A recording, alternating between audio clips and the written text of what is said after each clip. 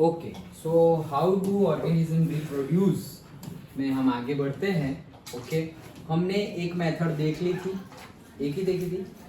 नहीं, दो देखी थी. ओके, एक तो था फिशन और दूसरा था fragmentation. Yes, fission and fragmentation we have seen. तो फिशन के एग्जांपल चलो याद है. एग्जांपल्स किसमें फिशन से रिप्रोडक्शन होता है? अमीबा में फिशन से रिप्रोडक्शन होता है, और लेशमानिया में भी फिशन से रिप्रोडक्शन होता है, और प्लाज्मोडियम, यस, जिससे मलेरिया होता है. ओके, ईस्ट में भी होता है फिशन. दैट इज बुक में गिवन ही है, बट जनरली वो बडिंग दो टाइप से रिप्रोडक्शन होता है. एक होता है बडिंग मेथड है, एक आगे हम पढ़ेंगे आज, और एक होता है फिशन जो हमने पढ़ लिया है. तो actually it is more of budding and less of से फिशन, लेकिन फिर भी हम फिशन को रखेंगे, उसमें बुक में दिया हुआ है. ओके, बट मेजरली केस में वो पर्टिकुलर होती है, वो पर्टिकुलर ईस्ट होती है जिसमें फिशन से होता है रिप्रोडक्शन. अदरवाइज मेजरली जो ईस्ट है उसमें बडिंग से होता है. ओके, बट ये फॉल्स नहीं है. अगर कोई बोल दे ट्रू और फॉल्स में कि yeast is reproduced by fission, तो तुम फॉल्स नहीं बोल सकते. ओके, बुक में भी गिवन ही है, और पर्टिकुलर टाइप ऑफ ईस्ट होती है. लेकिन जो वर्ल्ड में जितनी भी ईस्ट होगी सपोज, तो 90% ऑफ ईस्ट में रिप्रोडक्शन किससे होगा? बडिंग से. 10% से फिशन से होगा, बट दोनों मेथड है. ओके ओके, सो नेक्स्ट आगे हम देखते हैं. और लेशमानिया से कौन सा डिजीज होता था? काला अजहर. और प्लाज्मोडियम से मलेरिया. यस. ओके, डीएनए का फुल फॉर्म क्या? डीओ कहाँ से आया? Deoxy ribonucleic acid. ओके, तो कुछ नहीं, बस यही है. ये डीएनए वेरिएशन अच्छा है, मतलब इट इज गुड. और डीएनए वेरिएशन होता है, can say exact copies of DNA possible. Okay, और डीएनए वेरिएशन होता है, अच्छा है. अच्छा है, क्यों अच्छा है? दो गुड क्वालिटीज आती है, मतलब जो जिसमें फॉर सर्वाइविंग, फॉर सर्वाइविंग. मतलब जिससे करेक्ट. ओके, सो जरूरी तो है ये वेरिएशन. क्यों? क्योंकि इफ द सराउंडिंग एनवायरनमेंट और से whatever, if critical situations arises at that time, if all are same, then all will go. Okay, but they are somewhat different, so chances are there that they will survive. Okay, so next ये शायद बाकी था हमारा. A basic strategy used in multicellular organism is that different cell types performs different. ये पढ़ लिया है. Okay, yes. So organism itself contains many cell types. The answer is there must be single cell type capable of growing. Yes. Okay, so regeneration हमें देखना है. The next third method, regeneration. Okay, स्पाइरोगैरिया हमने देख लिया था. वो किसमें, उसमें कौन सा मेथड होता है? कौन सा? फ्रेगमेंटेशन. हाँ, ओके, चलो. So regeneration. Many fully differentiated organisms have the ability to give rise to new individual organisms from their body parts. भाई बहुत सारे ऐसे हैं जो अपने ही बॉडी पार्ट से वो रिप्रोड्यूस करेंगे. That is, if the individual is somehow cut or broken up into many pieces, many of these pieces grow into separate individuals. मतलब कि if somehow हाँ, कि अगर कट गए वो लोग, just like fragmentation. Okay, very similar to fragmentation. कि fragmentation में क्या हुआ था? स्पाइरोगैरिया ब्रोक हुआ था और फिर वो रिप्रोड्यूस, दोनों इंडिविजुअल हो गए. वैसे ही रीजनरेशन में भी क्या होता है कि अगर उसके पीसेस बन गए, तो सपोज 3 पीस बन गए, तो तीनों 3 पीस सेपरेट इंडिविजुअल के फॉर्म में मैच्योर होने लगेंगे. ओके, इसके अंदर वो खुद भी वापस होगा. नहीं, मतलब से 3 पार्ट हुए, एक है उसमें से, मतलब 2 पार्ट हुए तो 2 अलग इंडिविजुअल हो गए. वो तो गया ही गया. Okay, like that. So, for example, simple animals like Hydra and Planaria can be cut into any number of pieces, and each piece grows into a complete organism. मतलब 2 एग्जाम्पल याद रखना, Hydra and Planaria. इनको कितने भी pieces में तुम डाल दो, मतलब 5 पीस कर दो तो 5 इंडिविजुअल हो जाएंगे, 10 पीस कर दो तो 10 इंडिविजुअल हो जाएंगे। The thing is, ये समझो कल मैंने जैसे बताया था रक्त बीज मरता ही नहीं था, ओके, तो वैसा ही तो है ये कि तुम काटो तो मरेगा ही नहीं, उसको काट दो तो वो तो दो डिफरेंट इंडिविजुअल हो गए, मरा थोड़ी वो। समझ में आ रहा है?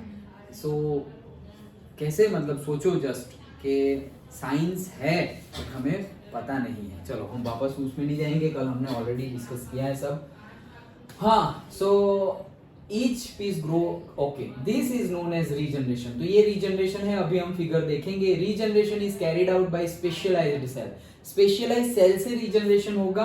This cells proliferate and make large number of cells। तो ये एकदम मल्टीप्लिकेट हो जाएंगे और लार्ज बहुत ज्यादा नंबर बन जाएंगे, मतलब एक ही सेल में से इतने ज्यादा हो गए, बहुत ज्यादा हो जाएंगे। अभी देखते हैं figure.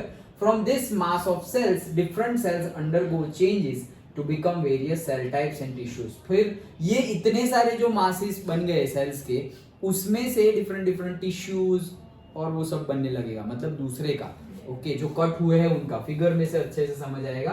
This changes takes place in an organised sequence referred to as the development. तो इसी को एक डेवलपमेंट, एक ऑर्गेनाइज्ड सीक्वेंस के तौर पे ये लोग ग्रो होते हैं। देखो सपोज ये है प्लेनेरिया, ओके, अब इसको 3 पार्ट्स में हमने कट कर दिया, ओके, तो 3 पार्ट्स में कट कर दिया। ये ऊपर का, ये बीच वाला है और ये नीचे का, ये 3 पार्ट्स है। ये तीनों तीन अलग, ये 3 पार्ट्स है, तो ये ओके, ये बीच वाला और ये नीचे वाला। अब इसके पास ऊपर का था तो ये नीचे वाला पूरा का पूरा ग्रो हो जाएगा। इसके पास बीच वाला था तो ऊपर नीचे का ग्रो हो जाएगा, और इसके पास नीचे वाला था पार्ट तो पूरा middle part and upper part grow हो जाएगा। डिफरेंट इंडिविजुअल्स, 5 पार्ट कर दोगे तो 5 पार्ट भी ग्रो हो जाएंगे, ओके। और ये यहाँ पे एक ट्रिक है, मतलब वो यहाँ पे बताई तो नहीं गई, बट कंसिडरिंग कि उसका जो सपोज मेन पार्ट और ऑर्गन है वो डिस्ट्रॉय ना हो जाए। सपोज मान लो कि ये उसकी आई है, ओके, और तुम ऐसे बीच में से काट दोगे तो एक आई आई और एक उसके बाद दूसरी आई भी आ जाएगी, वैसा नहीं होगा, वैसा नहीं होगा, ओके। मतलब एक सपोज कोई कंबाइंड है, जैसे 2 ईयर्स है, ओके, 2 ईयर है, तो काट दिया तो एक ईयर एक साइड चला गया, दूसरा ईयर, अब दोनों साइड में यहाँ पे भी एक आ जाएगा, वहां पर भी एक आ जाएगा, ऐसा नहीं होगा। हाँ, पूरा का पूरा बॉडी काट दिया तो मतलब एक बॉडी का पार्ट होना चाहिए, नॉट कोई ऑर्गन उनका पर्टिकुलरली। ये बुक में गिवन नहीं है बट एक्चुअल में ऐसा होता है, ओके, कि कोई पर्टिकुलर चीजें नहीं, तो फिर मैंने जैसे अभी बताया वैसे ये तो फिर हो गया, रक्त बीज हो गया, मरेगा ही नहीं। मरेगा कैसे वो लोग, मरेंगे कैसे, ओके, अगर काट के मारना है तो, अदरवाइज तो केमिकल से मरते हैं, okay. Different different chemicals we will use, we are using so that they are born like that, okay. ये किसी भी सेंस में यूजफुल है? हमारे लिए नहीं, हमारे लिए नहीं, ओके। हमारे लिए सपोज बैक्टीरिया यूजफुल है तो हम बैक्टीरिया का जनरेशन करते हैं, रिप्रोडक्शन करवाते हैं, वो भी एंजाइम से, मतलब पर्टिकुलर केमिकल्स रिलीज करते हैं हमारी बॉडी में, सो दैट उसमें बैक्टीरिया बढ़ जाता है, बैक्टीरिया बढ़ जाता है एंड दे आर गुड, सो हमारा डाइजेशन अच्छे से हो जाएगा, कोई प्रॉब्लम होगी तो वो सॉल्व हो जाएगी, तो वो हम करते हैं, okay, in medical treatment, but not this type of micro organisms. Bacteria के लिए हम रिप्रोडक्शन करते हैं, that is by chemical enzymes. तो सर ये अगर बीच में से कट जाएगा तो फिर नहीं होगा, नहीं होगा, यस, अगर ऐसे कट गया ना, ऐसे वर्टिकली तो नहीं होगा, ओके। ये गिवन नहीं है बट ऐसे होता है, that's why I am telling, okay. So however regeneration is not the same as reproduction. तो ये रीजनरेशन एग्जैक्टली सेम नहीं है रिप्रोडक्शन के, since most of the organisms would not normally depend on being cut up to be able to reproduce. क्यों? क्योंकि हर कोई organism ऐसा नहीं होता कि उनको काटना ही पड़े रिप्रोड्यूस करने के लिए। ये तो क्या बोला था, बाय मिस्टेक, ऐसा समहाउ बोला था ना, बाय मिस्टेक नहीं बोला था, समहाउ। देखो, if the individual is somehow cut, somehow वो अगर कट हो जाए और broken up into many pieces, मतलब वो रिप्रोडक्शन करने के लिए नहीं कट जा रहे हैं, कट गए इसलिए उनकी क्वांटिटी बढ़ गई और रिप्रोड्यूस हो गए, not by choice. By choice reproduction नहीं हो रहा है, समझ में आ रहा है, ओके। हाँ बोलो। वही डाउट है सर, कि मतलब वो लोग अपने आप कट नहीं नहीं नहीं नहीं, ये बाई चॉइस है ही नहीं। ओके, ऐसे ही कुछ कोई एक्टिविटी हो गई, एक्सीडेंट हुआ, जैसे एक्सीडेंट में किसी का हाथ कट गया, पैर कट गया, लाइक दैट। ओके, उस सेंस में अगर कुछ हुआ तो वो रिप्रोड्यूस हो जाएंगे। वो ऐसा नहीं कि मर गए, जैसे हमने कल छिपकली की बात की थी कि एक्सीडेंट से उसकी टेल कट गई। ओके, तो वो एक्सीडेंट है, जानबूझ के वो काटेगी नहीं, लेकिन टेल कट गई तो टेल ही रिप्रोड्यूस होगी। अगर टेल कट गई तो टेल वाले पार्ट में आगे की छिपकली नहीं आ जाएगी। ओके, चल। सर वो प्रोलिफरेट मतलब प्रोलिफरेट मतलब क्या कि एक के अंदर एक हो जाना, मतलब बहुत ज्यादा हो जाना। जैसे कि हमने डीएनए में सबसे पहले देखा ना कि एक डीएनए था। ओके, फिर उसी के अंदर दूसरा आया और दूसरा आने के बाद उसने पूरा का पूरा सेल बना दिया और 2 डिफरेंट सेल हो गए, उसके बाद वो ब्रेक डाउन हुए। तो ये ब्रेक डाउन होने से पहले की जो पूरी प्रोसीजर थी उसको बोलते हैं प्रोलिफरेट। ओके, मतलब जो सेल, इसमें फिगर तो नहीं थी, बट जैसे हमारा एक सेल है, सेल के अंदर न्यूक्लियस है, न्यूक्लियस के अंदर क्रोमोसोम है, क्रोमोसोम के अंदर डीएनए है। अब ये डीएनए कॉपी हुआ, ओके, सेल डिवीजन। ओके, ये डीएनए कॉपी हुआ, अब ये जो डीएनए है उसका भी क्रोमोसोम बना, उसका भी न्यूक्लियस बना, उसका भी सेल्स बना, और अब वो एक ही में ये दोनों हो गए। अब जाके वो ब्रेक डाउन हो जाएंगे, डिवाइड हो जाएंगे। अंडरस्टूड? तो ये ब्रेक डाउन होने के पहले की जो प्रोसीजर है पूरी की पूरी, that is proliferate. Understood? Okay, हाँ चलो। सो कहाँ गए ये, समझ में आ गया? ओके, तो इसमें तो सिंपली कट ही है। Now budding. ओके, जो हमने ईस्ट में देखा था। ओके, तो दिस इज दैट बडिंग। यहाँ पे था प्लेनेरिया और अब हम देख रहे हैं क्या, hydra. Okay, so organisms such as hydra use regenerative cells for reproduction in the process of budding. In hydra, a bird develops as an outgrowth due to repeated cell division at one specific site. मतलब एक ही specific site पर cell division होते रहे तो वहां से ऐसा bird निकल जाएगा। ओके, ये है सपोज। ओके, अभी यहाँ पर से बहुत ही ज्यादा सेल डिवीजन हुआ, पर्टिकुलरली एट दिस पॉइंट, यहीं पे बहुत ज्यादा सेल डिवीजन हुआ। तो बहुत ज्यादा सेल डिवीजन होने की वजह से वहां क्या हो गया, एक बर्ड रिलीज हो गया, तो ये बर्ड निकला। अब ये ग्रो होगा और ये पूरे के पूरे बर्ड में से पूरा इसके जैसा ही आ जाएगा। देखो पढ़ते हैं। Okay, bud develops as an outgrowth, मतलब बॉडी के बाहर, that is outgrowth. Okay, so outgrowth due to repeated cell division at a specific site.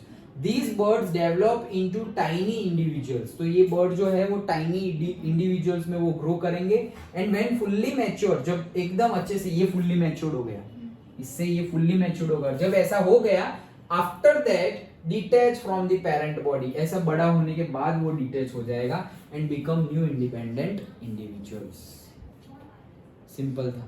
Okay, कि पहले क्या होगा, बर्ड क्रिएट होगा। बर्ड कहाँ क्रिएट होगा, एक जगह पर क्रिएट होगा। क्यों क्रिएट होगा, क्योंकि एक पर्टिकुलर जगह पर बहुत ज्यादा सेल डिवीजन हो गया एट स्पेसिफिक साइट, बोला ना। Okay, cell division repeated. Okay, बहुत ज्यादा बार रिपीट हुआ, वो repeated cell division at a specific site, तो एक ही जगह पे ज्यादा। जैसे कि इसके बदले यहां पर बहुत ज्यादा सेल डिवीजन हुआ तो वहां बर्ड निकल जाएगा और वहां से ग्रो करना शुरू। मतलब पूरी बॉडी है तो ये आउटग्रोथ हो रहा है, तो पूरी बॉडी में से कहां पे बर्ड निकलेगा वो कौन डिसाइड करेगा, जहां सबसे पहले सबसे ज्यादा सेल डिवीजन होगा वहां से बर्ड निकलेगा। तो यहाँ पे बर्ड निकला, वो मैच्योर हुआ, उसने न्यूट्रिशंस कहां से लिए, यहीं से लेते रहा है कंटिन्यूअसली। जब अच्छे से मैच्योर हो गया तब जाके वो अलग हो जाएगा, सेपरेट हो जाएगा। ये क्या है, hydra. Again figure are not important, नहीं पूछी जाएंगी, लेकिन हाँ बोलिए। ये तो एग्जांपल रीजनरेशन किसका, हाइड्रा रीजनरेशन। रीजनरेशन, हाँ, मतलब हाइड्रा रीजनरेशन में भी आता है और से बडिंग में भी आता है। जैसे कि ईस्ट में मैंने बताया फिशन भी होगा और से बडिंग भी होगा, वैसे ही हाइड्रा एंड प्लेनेरिया में भी दोनों होता है। ओके, बट मेजरली अगर मैंने बताया कि ईस्ट में मेजरली क्या होगा, बडिंग होगा, वैसे मेजरली हाइड्रा में क्या होगा, बडिंग होगा। ओके, रीजनरेशन मतलब वो कट वाला पोर्शन बहुत बहुत नहीं हो रहा है, मतलब लाइक दैट। समझ में आया? So this is the regeneration, इसने हमने लिखा और उसमें दोनों बता दिया था, हमें बता दिया गया था कि हाइड्रा और प्लेनेरिया इसमें आएंगे। ये जो आगे हमने पढ़ाया उसमें ही लिखा था ना ये, for example simple animals like hydra and planaria can be cut into any number of pieces. तो आ तो जाएगा, लेकिन अगेन जैसे ईस्ट का बताया, तो अगर एक एक ही याद रखना हो तो ईस्ट के लिए बडिंग, लेकिन फिशन भी होता है उसमें। ओके, फिर प्लेनेरिया, तो प्लेनेरिया के लिए से रीजनरेशन, ओके, बट से बडिंग भी होता है उसमें। देन से हाइड्रा, सो बडिंग बट से रीजनरेशन भी होगा उसमें, लाइक दैट। सर इसका एग्जांपल है ईस्ट। ईस्ट, ईस्ट तो है ही, इसका एग्जांपल ईस्ट तो है ही, बडिंग भी है। ओके, सर बॉडी का प्रोसेस का हाँ sorry hydra, done. Okay, and next आता है अभी वेजिटेटिव प्रोपेगेशन। तो वेजिटेटिव प्रोपेगेशन मतलब हम से प्लांट की बात करते हैं। देखो, there are many plants in which parts like the root, stem and leaves develop into new plants under appropriate condition. तो ऐसे बहुत सारे हैं जहां पे नए प्लांट बनते हैं एप्रोप्रिएट कंडीशन में। ओके, सोचो जंगल कोई बनाने नहीं जाता, हो जाता है। ओके, तो अब हम वेजिटेटिव प्रोपेगेशन की बात करते हैं। Propagation in the sense artificially यहाँ पे ज्यादा होता है। ओके, जैसे हम प्लांटेशन की बात करते हैं तो एक स्टेम काटा और फिर वही स्टेम जाके कहीं और लगा दिया और फिर वहां ग्रो हुआ, उसके बाद तुम उसको कहीं पर भी लगा दो तो वो अच्छे से ग्रो हो जाएगा, लाइक दैट। देखते हैं, unlike in most animals, plants can indeed use such a mode for reproduction. This property of vegetative propagation is used in the methods such as layering or say grafting to grow many plants like, देखो ये जो होते हैं उसमें जो method use होती है उसको लेयरिंग और जनरली ग्राफ्टिंग, हम ग्राफ्टिंग वर्ड ज्यादा यूज करेंगे। सो लेयरिंग और ग्राफ्टिंग होगा, और किस में होगा वो, सुगर केन है, रोजेस है, ग्रेप्स है, for agriculture purposes. Plants raised by vegetative propagation can bear flowers and fruits earlier than those produced from the seeds. क्या है, देखो कि अगर सीड में से प्लांट हुआ, उसका फ्लावर हुआ, उसमें से फ्रूट आया, और वेजिटेटिव प्रोपेगेशन का मेथड यूज करके तुमने एक प्लांट को ग्रो किया, उसमें जल्दी आएगा फ्लावर और फ्रूट। ऐसा कहने का मीनिंग है। क्यों जल्दी आएगा? ग्रोथ तो उसका ऑलरेडी हो चुका है, तुमने बीच में से काट दिया ना स्टेम को या लीफ को या ब्रांच को। ओके, सभी प्लांट्स में ये नहीं होगा, सभी प्लांट में नहीं होगा। ओके, उसके पर्टिकुलर प्लांट्स होंगे, उसी में होगा। एग्जांपल्स हमें गिवन है, सुगर केन है, ग्रेप्स है, ओके, रोजेस है। इसमें तो सपोज रोजेस है, फिर सपोज तुमने रोजेस को ऐसे कट कर दिया। ओके, वो कट किया, अब वो रोज पूरा का पूरा तुमने ऐसे गमले में, पॉट में रख दिया, हाँ, तुम्हारे घर पर। अब उसको तुम पानी दे रहे हो, ये वो रोज तो चला जाएगा, बट अच्छे से ग्रो कर रहे हो, सनलाइट भी मिल रहा है, एयर मिल रहा है, पानी। तो अब वहां जब काटा है ना, वहां तो रोज आने ही वाला है, यहाँ पर भी रोज, तो मतलब तुम्हारे पास 2 प्लांट हो गए। लेकिन कहने का मीनिंग ये है कि यहाँ पर जल्दी आएगा। किसकी कंपेयर में? नॉट इसकी कंपेयर में। अगर सीड डाला हुआ है और उसमें से हो रहा है, उसकी कंपेयर में यहाँ पे जल्दी आएगा। समझ में आया? ओके, प्लांट्स, हाँ ये तो पढ़ा। Such methods also make possible the propagation of plants such as banana, orange, rose, jasmine that have lost the capacity to produce seeds. तो भाई अगर ऐसे है कि उन्होंने सीड प्रोड्यूस करने की कैपेसिटी लॉस्ट कर दी है, तो उनका वेजिटेटिव प्रोपेगेशन से, मतलब ग्राफ्टिंग और लेयरिंग का यूज करके इनमें भी रिप्रोडक्शन किया जा सकता है। जनरली तो बनाना का तो ऐसे ही ग्राफ्टिंग ही करते हैं। ओके, बट से ऑरेंजेस है, रोज है, रोज का भी ग्राफ्टिंग करते हैं, जैस्मिन का भी। बट से ऑरेंज है तो ऑरेंज में तो सीड्स होते ही है। ओके, तो वो सीड से हो ही जाता है। लेकिन ऐसा समझो कि ऐसा ऑरेंज है जिसमें सीड्स बहुत कम है। ऑरेंज है, से मौसम्बी है, लेमन है, जिसमें बहुत कम सीड है, बहुत ही कम। और वो जो बहुत कम है दैट इज ऑल्सो नॉट से फर्टाइल और से नॉट अ क्वालिटी सीड, तो उसमें से नहीं होगा। तो दैट मीन्स कि भाई अब ऑरेंज ही नहीं होगा, नहीं, ऐसा नहीं है। उसका जो ऑलरेडी ग्रोन अप प्लांट है उसका वेजिटेटिव और से ग्राफ्टिंग और लेयरिंग करके हम अलग से कर सकते हैं। ऐसा बोल रहे। Done, okay. Another advantage of vegetative propagation is that all plants produced are genetically similar enough to the parent plant to have all its characteristics. हाँ, कि ये क्या है कि भाई पेरेंट में से ही ग्राफ्टिंग और से लेयरिंग की मेथड और कोई भी वेजिटेटिव प्रोपेगेशन अगर मेथड हम यूज करें तो इसमें से जो नया प्लांट आता है उसमें पेरेंट की सारी कैरेक्टरिस्टिक्स रहती ही है। ऐसा नहीं है कि चेंज हो गई, मतलब कि जैसे हमने बोला ना कि नहीं यार हम तो सीड से ही ग्रो करेंगे क्योंकि वो अलग है, उसकी क्वालिटी अलग है। It's not like that, okay. Seed वाला और ये वाला दोनों सेम ही है क्योंकि दोनों प्लांट दोनों एक ही पेरेंट के हैं, लाइक दैट, अंडरस्टूड। मतलब एक प्लांट हुआ, बड़ा हुआ, फ्लावर, फ्रूट, और फ्रूट में से सीड, ओके। अब वो सीड डाल दिया, अब वहां दूसरा प्लांट हो रहा है, लेकिन ये जो पहला पेरेंट था, ये पेरेंट में से ही तो वो सीड आया था, लेकिन अब पेरेंट में से भी एक ब्रांच और से एक स्टेम काट दिया, ऊपर से स्टेम काट दिया और एक दूसरा डाला। तो पेरेंट है, एक प्लांट आ गया सीड में से, एक प्लांट आ गया से ग्राफ्टिंग लेयरिंग करके वेजिटेटिव प्रोपेगेशन करके। अब वो दोनों ग्रो हो रहे हैं, दोनों में कोई डिफरेंस नहीं रहेगा। हाँ, ये सीड वाला थोड़ा आराम से ग्रो होगा, ये फटाफट फ्रूट्स और फ्लावर्स देने लगेगा, दैट्स इट, उतना डिफरेंस है। लेकिन quality and quantity after the maturity will be same. समझ में आया? Okay, so that is there. Now activity है वो हम बाद में देखते हैं। वैसे ही ये हमारा दूसरा है, that is leaf of bryophyllum with birds. तो ये पर्टिकुलर लीफ है जिसका नाम क्या है? ब्रायोफिलम। सो उसमें भी ऐसे बर्ड्स होते हैं एकदम छोटे छोटे, बहुत ज्यादा छोटे छोटे। सोचो ये लीफ ही इतना, सपोज हमारे हैंड उंगली और से फिंगर जितना तो लीफ होगा, तो से हमारा ये जो नेल है उतना छोटे छोटे बर्ड्स होंगे, ओके। दिखेंगे, लेकिन we can see by naked eyes, वो दिखेंगे, ओके। तो उसमें भी ऐसा होता है। Similarly buds produced in the notches along the leaf, मतलब दो लीफ में बीच बीच में जहां पे जगह हो ना उसको नॉचेस बोलते हैं, ओके। सो वहां पे अगर आ गए हैं ऐसे birds, margin of the bryophyllum fall on the soil and develop into the new plants. तो ये डायरेक्टली सॉइल पे गिरेगा और नया प्लांट बन जाएगा। तो जंगल में इसीलिए ज्यादा कुछ केयर करने की जरूरत नहीं है क्योंकि ऑटोमेटिकली ये होते रहेंगे। बर्डिंग के अंदर आएगा, बर्डिंग ही, हाँ बर्डिंग के अंदर ही आएगा, बर्डिंग के अंदर ही आएगा, ओके। सो अभी तो ऐसे जहां पे अगर बहुत ज्यादा बैरन लैंड हो गई है या तुम्हें बहुत ज्यादा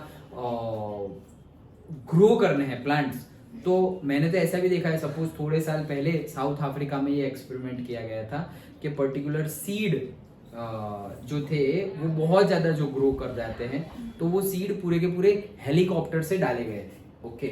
मतलब ऊपर से हेलीकॉप्टर जा रहा है और नीचे ऐसे सीड्स फेंकते फेंकते जा रहे हैं, and now after this many years वो पूरा एक फॉरेस्ट बन गया, जंगल बन गया, ओके।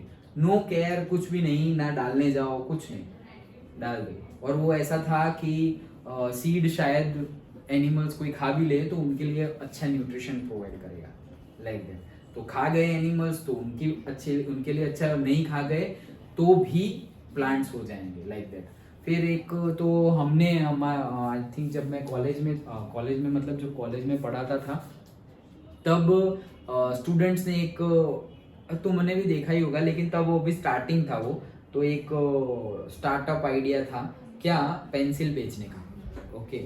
सो पेंसिल के पीछे वो सीड्स होता था। अब तो बहुत सारी ऐसी आ गई है, लेकिन तब वो जस्ट स्टार्ट हुआ था, किसी को पता नहीं था ज्यादा। तो वो पेंसिल होती है, उसके पीछे सीड होता है, तो तुम पेंसिल यूज करते रहो, फिर एकदम लास्ट में जब तुम्हारी पेंसिल यूजेबल ही ना हो, मतलब इतने से भी छोटी हो गई है, तो फिर उसको ऊपर से निकाल के, जैसे तुम्हारे पेंसिल के पीछे पहले इरेजर आता था, अभी भी आता है, इरेजर आता था, वैसे ही उतनी ही जगह में सीड्स डाल दिए जाते थे, तो फिर उसको तुम प्लांट कर सकते हो, ओके। सो इट्स से ग्रीन इनिशिएटिव, क्योंकि तुम एक काम भी कर रहे हो एट द सेम टाइम, तो तुम कुछ अच्छा दे रहे हो सोसाइटी को। भले ही तुम फेंक दो, कहीं पर भी पेंसिल फेंक दो, कचरे में भी फेंक दो, तो कचरा भी कहीं तो जाएगा, ओके। और वहां पॉसिबिलिटी है कि हो जाए, ओके, लाइक दैट। सीड्स ही खो जाते हैं, हाँ, सीड्स ही खो जाते हैं। सीड्स नहीं तो निकालने नहीं है, पहले पूरी पेंसिल यूज करने के बाद करने हैं, या तो फिर सबसे पहले ही सीड्स निकाल लो, प्लांट कर दो और फिर पेंसिल यूज करो, ऐसा कर सकते हो। देखो यहाँ मनी प्लांट का गिवन है, मनी प्लांट मतलब ये प्लांट, तो ये प्लांट का भी ऐसा है कि तुम अगर ये कटिंग्स इसको कट करो, इसके स्टेम जो ये दिख रहा है उसको तुम कट करो और फिर कहीं पर लगा दो तो वो वहाँ पर भी ग्रो करने लगेगा। ओके, कंसिडरिंग उसको सनलाइट मिलती रहनी चाहिए। उसके बाजू वाला स्नेक प्लांट है, नहीं वो स्नेक प्लांट है, ये जेड प्लांट है, GADE, हाँ जेड प्लांट, जेड, हाँ जेड ब्लू वाला जेड, तो जेड प्लांट, उसका नाम जेड प्लांट है, वो अच्छा है। वो एकदम अच्छे से ग्रो हुआ है, देखना है बाहर जाते यहाँ पे वो बुद्धा का है पॉट, ऑरेंज कलर का, उसमें तो इतना ग्रो हुआ है, इतना ग्रो हुआ है, बहुत अच्छे से ग्रो हुआ है। मतलब पॉट भी थोड़े एक एंगल से तो पॉट नहीं दिख रहा है, उतना ज़्यादा ग्रो हुआ है। अभी बाहर जाते समय देखना तुम, बहुत बढ़िया ग्रो हुआ है। All these are auspicious plant also, at the same time they are more oxygen giver, ये लोग ज़्यादा ऑक्सीजन रिलीज करते हैं। ओके, और ऑस्पिशियस भी है अकॉर्डिंग टू कौन सा शास्त्र पता नहीं, बट से ज्योतिष शास्त्र, वास्तुशास्त्र और कोई भी ये जो मानते हैं उनके accordingly particular plants are good for से। एक और होता है मुझे पसंद है लेकिन मौका नहीं मिल रहा है लाने का, बेम्बू ट्री, तो वो बेम्बू नहीं लेकिन ये छोटा सा बेम्बू आता है, that is also called as say auspicious और से लकी चार्म जैसे। ओके, लाइक दैट, तो इतना छोटा छोटा होता है। ओके, इतना ही होता है। ओके, बट वो भी माना जाता है ऑस्पिशियस। शायद तुमने शॉप्स होती है ना वहां पे रखा होगा, हाँ कांच के पॉट में, बाउल में भी रखा होगा, और जस्ट लाइक दिस। ओके, पानी में भी हो जाएगा, वो पानी में ही अच्छा होता है, वो पानी में ही अच्छा होता है हमारे वहां पर, बट वो सॉइल में है, बाहर रखा हुआ है नीचे, बट पानी में भी ऐसा अच्छा लगता है। ये सब क्या है तुम्हारे सामने रहे ना, then also you will feel some energy. Okay, but कब, सिर्फ वो होना चाहिए। जैसे कि एक प्लांट बहुत अच्छा था, मनी प्लांट ही था, तो मैं यहाँ से मम्मी ने दिया तो मैं डायरेक्ट उठा के नीचे ले गया डायरेक्टली डाइनिंग पे, जहाँ मैं बैठ के तुम लोगों के नोट्स बना रहा हूँ या कोई भी कुछ भी काम कर रहा हूँ, तो मैंने वहीं पे टेबल पे रख दिया है। Okay, so that money plant है, फिर छोटी सी बुद्धा की स्टैचूज है, so it will give energy. Energy नहीं तो एनर्जी तो देता ही है, but at the same time if you are disturb तो तुम्हें कॉन्शियसनेस देगा कि वो भाई काम क्या है, जो भी है आराम से सॉल्व करो, ब्रीद इन ब्रीद आउट। क्यों? क्योंकि ये सब कनेक्टेड है। सपोज बुद्धा है तो भाई पहली थॉट क्या है, meditation, spirituality. Okay, Gautam Buddha को देखेंगे तो पहली थॉट ही ये आएगी। प्लांट्स है, सो जस्ट तुम्हारे माइंड में प्लांट के लिए क्या मेमोरीज है, तुमने प्लांट के लिए क्या क्या भरा हुआ है अपने दिमाग में, वो सब आएगा। तो अच्छी अच्छी बातें भर लो, जैसे कि मैंने अभी तुम्हें बताया कि ये ज़्यादा ऑक्सीजन देता है, ये ऑस्पिशियस है, तो तुम लो फील करो तो भी अच्छा, चलो कुछ ना कुछ अच्छा होगा। It is all about the belief system, तुम मान लो और हो गया, ऐसा है। ओके, चलो, तो ये था बडिंग का दूसरा, दैट इज ब्रायोफिल्म। ओके, ये यहाँ पर बाकी जो गिवन है vegetative propagation, that is actually यहाँ पर है, बट एक्स्ट्रा में गिवन है। बट टिश्यू कल्चर ये है, देखो, in tissue culture new plants are grown by removing tissue और separating cells from the growing tip of a plant. मतलब सपोज लीफ है, लीफ के भी ऊपर से एकदम, लीफ का भी ऊपर अपर लेयर, लीफ ही एकदम छोटा सा mm में तो होता है वो, लेकिन उसका भी ऐसे काट कर अपर लेयर, जैसे कि तुमने शायद देखा हो बायोलॉजी के प्रैक्टिकल्स होते हुए, या फिर तुम्हें स्कूल में दिखाया गया हो ऑनियन पील्स के, और वो सब दिखाए जाते हैं, वो लीफ हो या फिर नहीं स्टोमेटा, और वो सब जो हमने देखा था 9th में, और जो हम पढ़ते हैं कि लीफ के बीच में भी जगह होती है जहाँ पे ब्रीद इन ब्रीद आउट करते हैं प्लांट्स, तो वो भी दिखाई देता है। ओके, माइक्रोस्कोपिक तुम देखो तो वैसे ही एकदम छोटा सा टिश्यू लिया जाता है। Okay, and then the cells are then placed in an artificial medium where they divide rapidly to form a small group of cells, और उसको बोला जाता है कैलस। तो वो एकदम ऊपर से टिश्यू ले लिया, अब उसको एक आर्टिफिशियली मीडियम में, कल बात की थी कौरव की, लाइक दैट। ओके, कि उसको ऐसे काट लिया, अपर लेयर काट लिया in the sense just remove कर लिया upper layer. Okay, and then उसको एक पर्टिकुलर आर्टिफिशियल मीडियम में रखा विथ पर्टिकुलर एंजाइम्स, कि वो एंजाइम्स होंगे तो वो अच्छे से ग्रो होगा। ओके, वो रख दिया और अब उसका ग्रो हो रहा है और अब वो सेल डिवाइड हो रहा है और सेल जो बना ग्रुप ऑफ सेल्स उसको क्या बोलते हैं, कैलस। ग्रुप ऑफ सेल्स और कैलस बन गया है। Okay, just like it you can say in humans test tube baby. Okay, so test tube baby भी ऐसे होते हैं। ओके, मतलब कि रिप्रोडक्शन मेटिंग एक्टिविटी के बाद भी अगर कोई कपल को नहीं हो रहे हैं child, so now they are going to the test tube baby. देखो अब सपोज आज से 50 इयर्स बिफोर कोई टेस्ट ट्यूब बेबी की बात करे तो कोई मानेंगे? ये क्या बकवास बात कर रहे हो, रिप्रोडक्शन एक्टिविटी के बगैर चाइल्ड हो ही नहीं सकता, ऐसा बोलेंगे। ओके, कि रिप्रोडक्शन एक्टिविटी के बगैर चाइल्ड हो ही नहीं सकता। तो अब देखो टेस्ट ट्यूब बेबी आ गया है। ओके, एक्टिविटी दोनों की सेक्सुअल इंटरकोर्स ना हो तो भी हो सकता है। लो, तो अब तो झूठ हो गए ना, हम जो बोल रहे थे वो तो झूठ हो गया। तो वैसे ही जो हम बोल रहे हैं, हमारी स्क्रिप्चर्स की बात कर रहे हैं, वो अभी का साइंस माने या ना माने, बट हमारा स्क्रिप्चर है। ऐसा नहीं कि हम कहीं और से अमेरिका से उठा के लेके आए हैं कि देखो अमेरिका वाले ऐसे बोल रहे हैं कि ऐसा भी हो सकता है, वो हम तुरंत मान लेते हैं। हमने एक्सपीरियंस नहीं किया तो भी मान लेते हैं। ओके, और हमारे ही लोग हमें बोल रहे हैं, हमारा स्क्रिप्चर है और हम वो मानते नहीं है। Okay, so that is the mentality of Indians, हमारी, मतलब इंडियंस इन द सेंस हमारी, बट उसको थोड़ा चेंज करने की जरूरत है। हाँ, इम्पोर्टेंस एटलीस्ट तुम ना मानो, चलो नहीं मान रहे हो, चलो मान लिया कि यू आर नॉट एक्सेप्टिंग, तो डिनाई तो मत करो। ओके, तुम एक्सेप्ट नहीं कर सकते तो डिनाई भी तो मत करो। होगा भाई, तुम्हें नहीं पता, give that answer, it may be there but I don't know. Okay, but हम क्या कर देते हैं, डिनाई कर देते हैं, अरे नहीं ऐसा कुछ नहीं होता, ये तो सब बातें हैं, लाइक दैट। नहीं, बातें नहीं है, साइंस है, तुम्हें नहीं पता ऐसा बोलो। ओके, क्योंकि सब कुछ पॉसिबल है। जैसे टेस्ट ट्यूब बेबी आज से 50 साल पहले कोई बात करे, ओके, क्या बात कर रहे हो यार, नहीं हो सकता ऐसा। और अभी तो ऐसी बहुत सारी टेक्नोलॉजी है। ओके, स्क्रिप्चर्स की बात यही मैं तुम्हें समझाना चाहिए। तो प्लांट्स है और माइक्रो ऑर्गेनिज्म की बात है, फिर ह्यूमन भी हम देखेंगे, बट ऐसा होता रहता है कि पॉसिबल नहीं है, ये वो, ऐसा नहीं है, पॉसिबल है। सोचो कैसे कैसे पॉसिबल। शिव जी का देखो, सब कुछ 3 चाइल्ड थे, वैसे तो 8 थे, but that is different. Okay, अलग अलग वे में, बट जो वैसे मेन जो हम पूछते हैं, जिनके बारे में हमें पता है, वैसे 3 थे। ओके, तो गणेश जी देखो, ओके, रिप्रोडक्शन एक्टिविटी से नहीं हुए हैं। कार्तिकेय देखो, योग विद्या से हुए हैं, नहीं हुए उनके पहले जो पार्वती जी शिव जी के। क्योंकि क्यों पता है, जब शादी, मतलब जब तपस्या कर रहे थे तो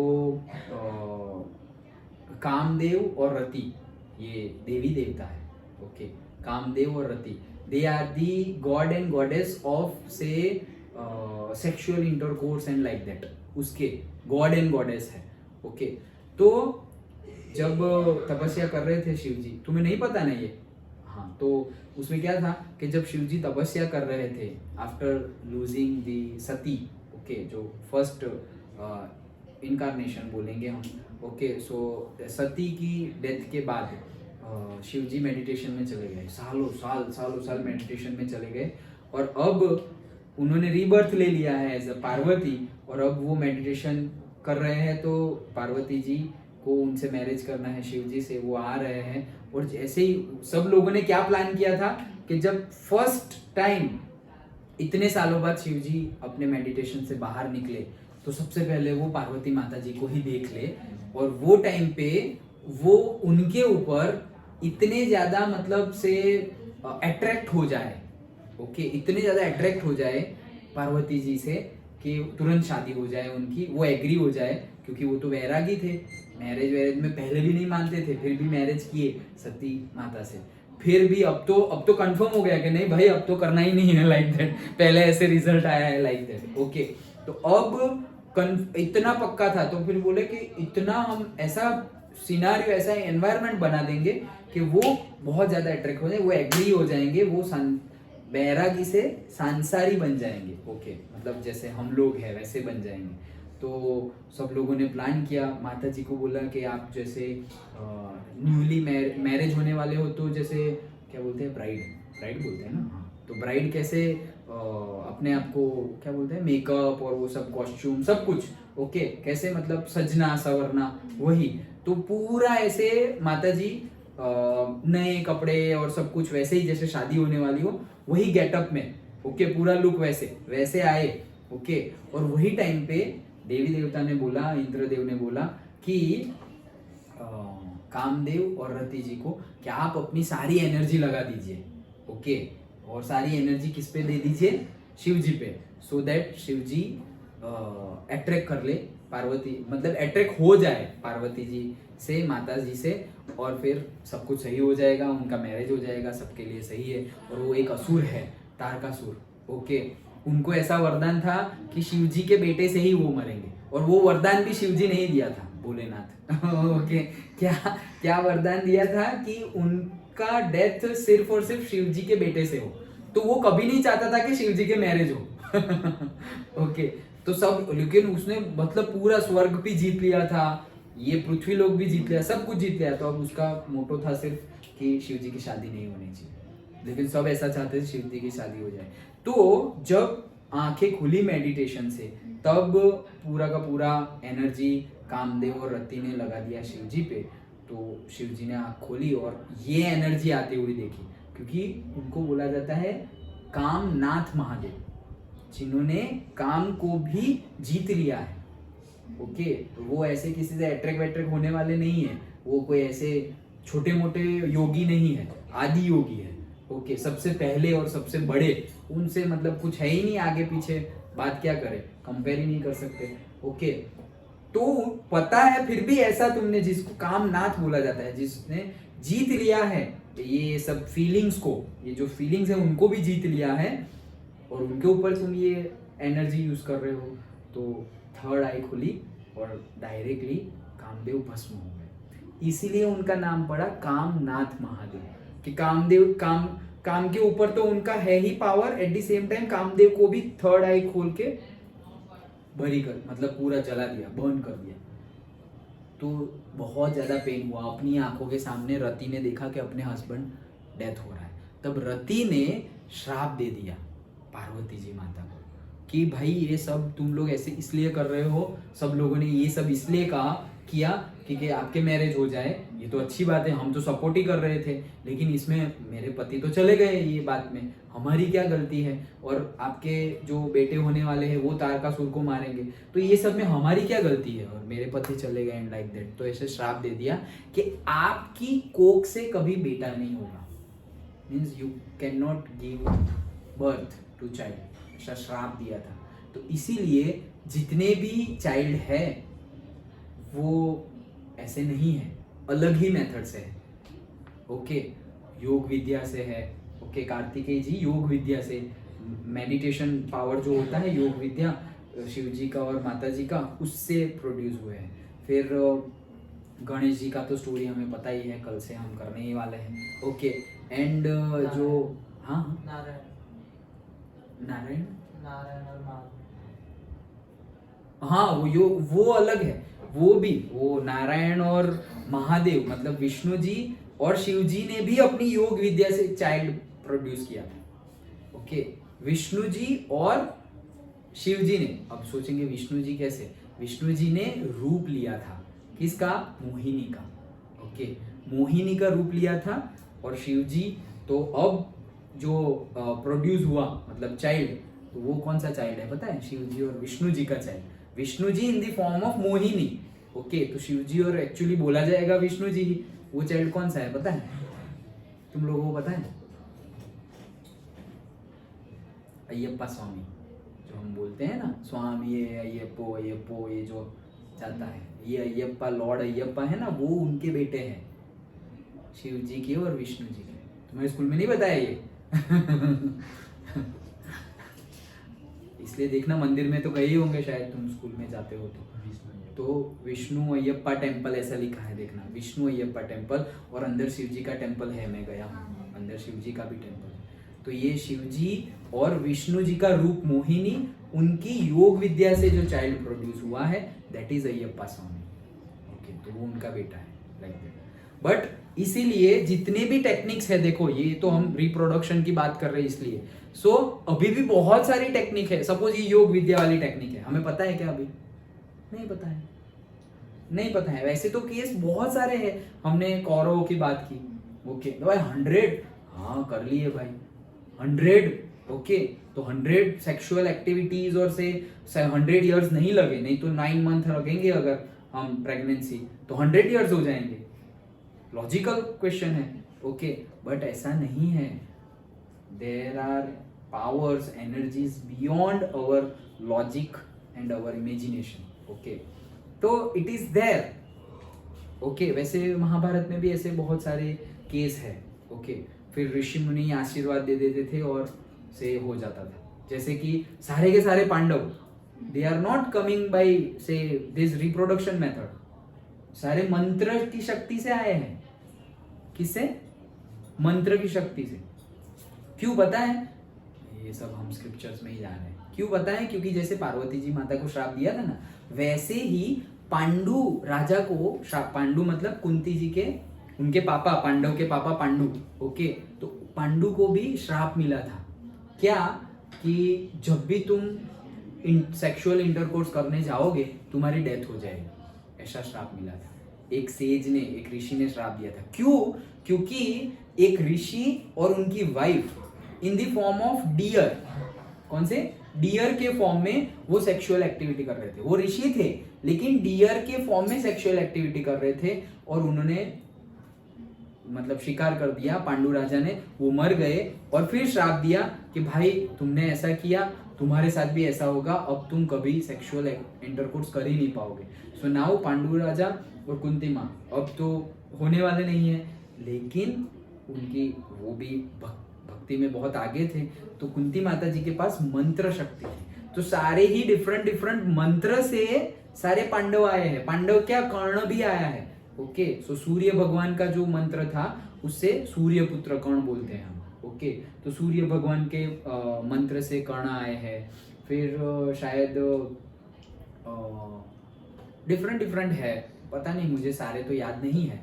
जैसे अर्जुन है तो वो इंद्र भगवान का मंत्र से आए हैं, इंद्रदेव, ओके तो जो इंद्रदेव हम बोलते हैं, इंद्रदेव के मंत्र से अर्जुन आए हैं, ओके सो वैसे ही तो देखो कितना रिप्रोडक्शन, हमें तो अभी ऐसा सब अभी हम डिटेल में पढ़ेंगे। इसीलिए फिर होता क्या है कि किसी को कुछ पता नहीं होता और हम अचानक से उठा के देख लेते हैं। फिर सपोज जो पढ़ाने वाला या कोई बताने वाला है, पेरेंट और टीचर ही अगर ऐसा बोल दे कि ऐसा सब नहीं होता, ये तो सारी स्टोरी है, तो फिर बच्चों के दिमाग में भी ये बैठ जाता है कि नहीं ये सब शायद सही हो ना हो, but it is true, okay तो एटलीस्ट कहने का मीनिंग ये है कि अगर हमको नहीं पता तो हमें एक्सेप्ट करना चाहिए कि हमें नहीं पता है, बट हो भी सकता है और नहीं भी हो सकता, you stay out of it, okay हो भी सकता है और नहीं भी हो सकता। लेकिन हम डायरेक्टली बोल दे कि नहीं ये सब तो हो ही नहीं सकता। अरे कैसे मालूम तुम्हें तो भाई हम तो अभी स्टार्ट कर रहे हैं, ये पढ़ाई लिखाई अभी हमें पूरी नहीं आती, तो वो तो बहुत अलग ही साइंस है,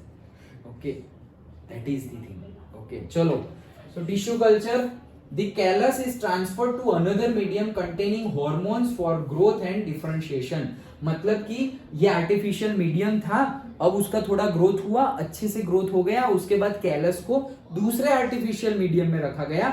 वह दूसरे आर्टिफिशियल मीडियम में हॉर्मोन्स थे, किसके लिए? ग्रोथ के लिए। एक ग्रोथ हार्मोन का नाम बताओ। मेरे ने, हमारे नहीं प्लांट के, हाँ साइटोकाइनिन, वेरी गुड। चलो सो हॉर्मोन्स फॉर ग्रोथ एंड से डिफरेंशिएशन, डिफरेंशिएशन मतलब कि वेरिएशन, तो वेरिएशन भी आएगा उसमें टिश्यू कल्चर से अगर करेंगे तो।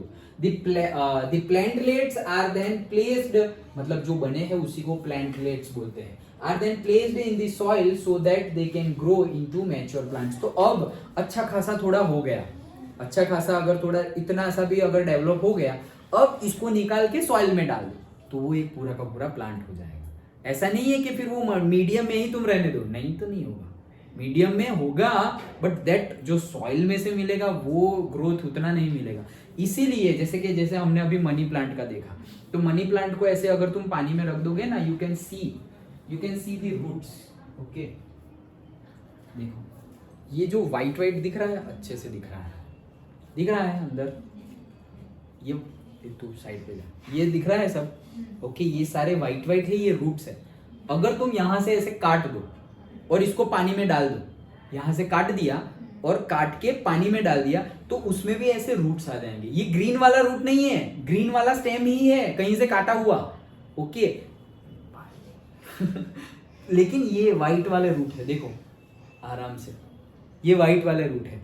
अब ऐसे रूट आ गए ना, तब जाके इसको तुम अगर सॉइल में डाल दोगे ऐसा ग्रो होगा, ऐसा ग्रो होगा कि यू वोंट बिलीव। ओ इतना ज्यादा, जस्ट कल ही हम कहाँ गए थे, हाँ एक दोस्त के वहां गए थे परसों, वहीं पे देखा था, यहाँ डाला हुआ है सॉइल में ऐसे पूरा ऐसे ऐसे ऐसे मनी प्लांट ही मनी प्लांट। ओके देखो सब लोग दिखाई दे रहे हैं व्हाइट कलर के, ये जो व्हाइट कलर, ग्रीन तो ये स्टेम ही है, ओके ये ग्रीन तो स्टेम ही है, लेकिन नीचे जो व्हाइट कलर है ये व्हाइट कलर के, ओके दिखाई दे रहा है लावण्य, देख लिया ना, ओके। सो वैसे रूट्स आ जाए, हाँ तुम तो रोज ही देखते हो। सो ऐसे जब आ जाए तब उसको सॉइल में रखा जाता है तो वो अच्छे से ग्रो करेगा, ओके लाइक दैट। ये दूसरा प्लांट, ये तीनों के तीनों प्लांट टिश्यू कल्चर से हो सकते हैं, टिश्यू कल्चर से तो हो ही सकते हैं, eight the same time grafting से भी, कटिंग से भी हो सकते हैं, तीनों के तीनों। मतलब मनी प्लांट को तुमने कट किया, लगा दिया, हो जाएगा। ये जेड प्लांट है उसको तुमने कट किया, वो भी हो जाएगा। और स्नेक प्लांट है उसको भी तुमने कट किया, वो भी हो जाएगा। ग्राफ्टिंग मतलब से तुम you are cutting and you are placing somewhere else.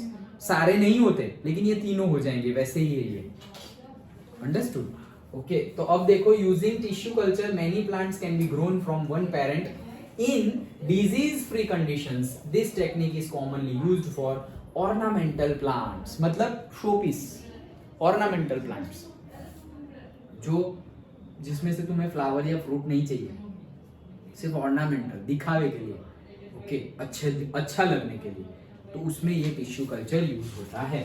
तो अगर पूछा जाए कि टिश्यू कल्चर से कौन से प्लांट आते हैं तो तुम क्या लिख दोगे, ऑर्नामेंटल प्लांट्स। डन, ओके चलो। तो ये हमने देखा, फ्रेगमेंटेशन देख लिया था, देन रीजनरेशन देख लिया, then budding also we have scene.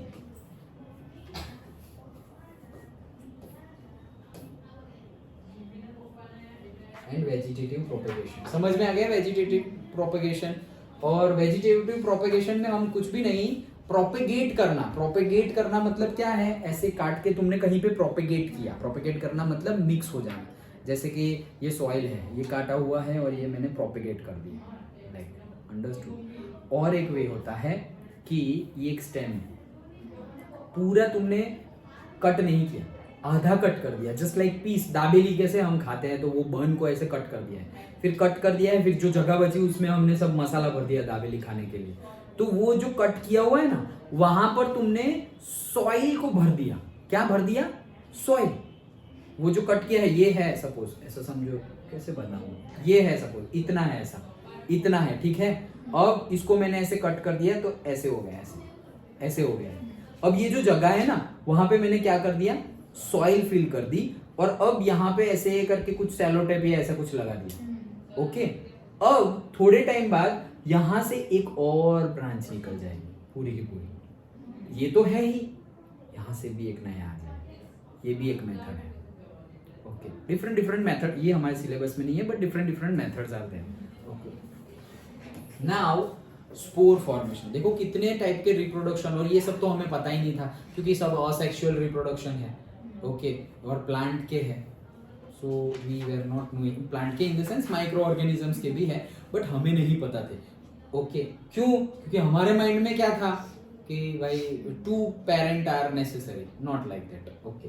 चलो स्पोर फॉर्मेशन, तो स्पोर मतलब ये जो है ना, इसी को स्पोर बोलते हैं, मतलब छोटे छोटे दाने टाइप स्ट्रक्चर, ओके। तो कैसे बनता है, देखो स्पोर फॉर्मेशन इन से राइजोपस, तो राइजोपस का एग्जांपल गिवन है।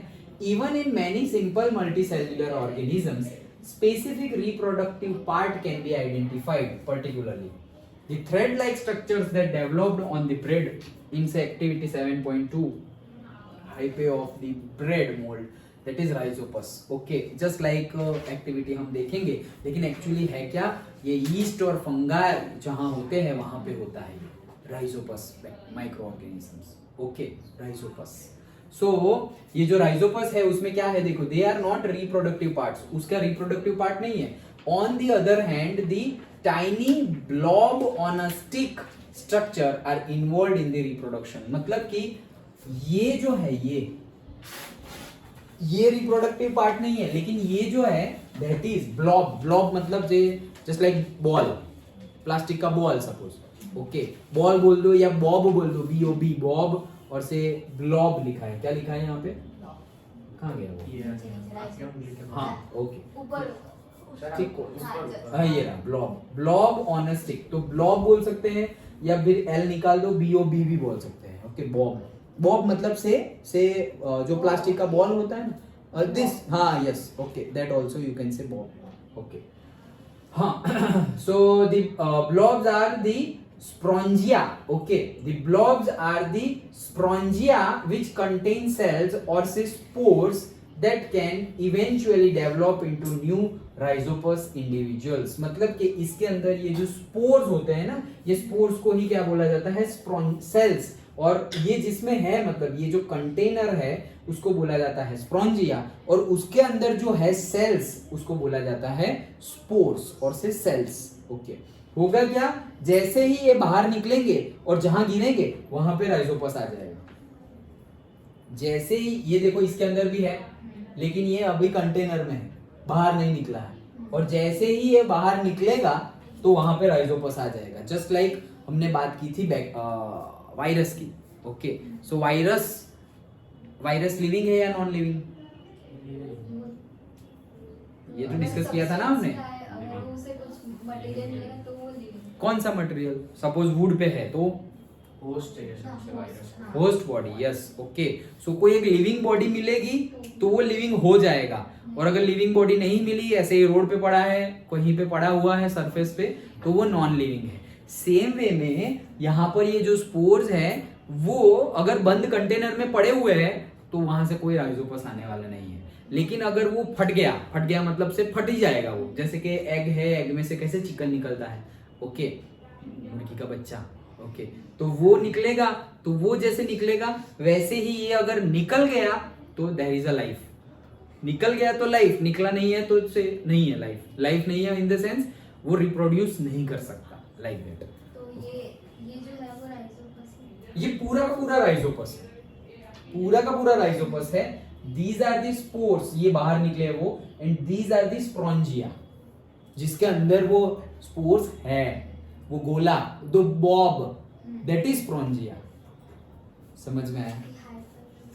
ये हम एक्टिविटी में देखेंगे. ओके, पर्टिकुलरली कहाँ गया वो, ये रहा. Okay, so 7.2 are the hyphae of the bread mould. That is the bread mould की एक्टिविटी है ये. ओके, फंगाई और ईस्ट के बेस पे, तो उसको सड़ने देते हैं एंड उसके बाद वहां पे वो सड़ने इन द सेंस डिग्रेड होने देते हैं और वहां पे वो प्रोड्यूस हो जाते हैं. वो हम एक्टिविटी के टाइम पे देख लेंगे. ओके, चलो. So the spores are covered by the thick walls that protect them until they come into contact with another moist surface and can begin to grow. देखो क्या हो रहा है वो. The spores are covered by the thick walls, मतलब ये जो Spongia है, ये जो ब्लॉब्स है, ये क्या है, उसकी जो वॉल है वो बहुत ज्यादा क्या होती है, थिक होती है. तो वो उसके अंदर ही रहते हैं, प्रोटेक्टेड रहते हैं. Then until they come into contact with another moist surface, मतलब जब तक कोई मॉइस्ट सरफेस, मॉइस्चर वाली सरफेस पर ना आ जाए तब तक वो उसके अंदर रहेंगे. और जैसे ही कोई मॉइस्चर वाली सरफेस, मॉइस्ट सरफेस मिले, वो बाहर आ जाएंगे एंड बिगिन टू ग्रो. और अब ग्रो करना वो स्टार्ट कर देंगे. ऑल द मोड्स ऑफ बस यहाँ तक था. ऑल द मोड्स ऑफ, ये समझ में आया? राइजोपस समझ में आया? छोटा सा ही, इतना सा ही है. ओके, राइजोपस स्पोर फॉर्मेशन, तो ये पूरा का पूरा स्पॉन्जिया है, उसमें जो बनता है वो स्पोर्स है, and this is the whole is ही राइजोपस.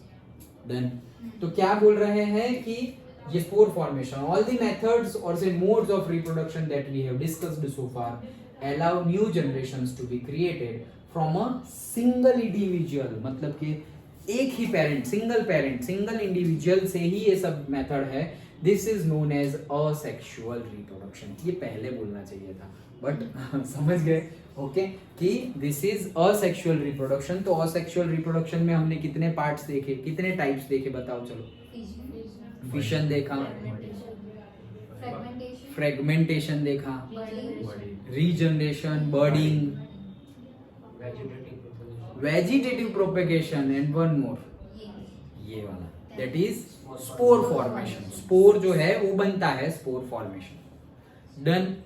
सबके एग्जांपल्स याद रखना, बड़ी थियरी से ज्यादा एक एक मार्क में ज्यादा पूछा जाता है। Give example of spore formation, give example of say binary fission, give example of say which reproduction method is used in planaria, which reproduction method is used in hydra, which reproduction method is used amoeba। अमोइबा का पूछा जाता है theory में, छोटा ही 2 mark का ही।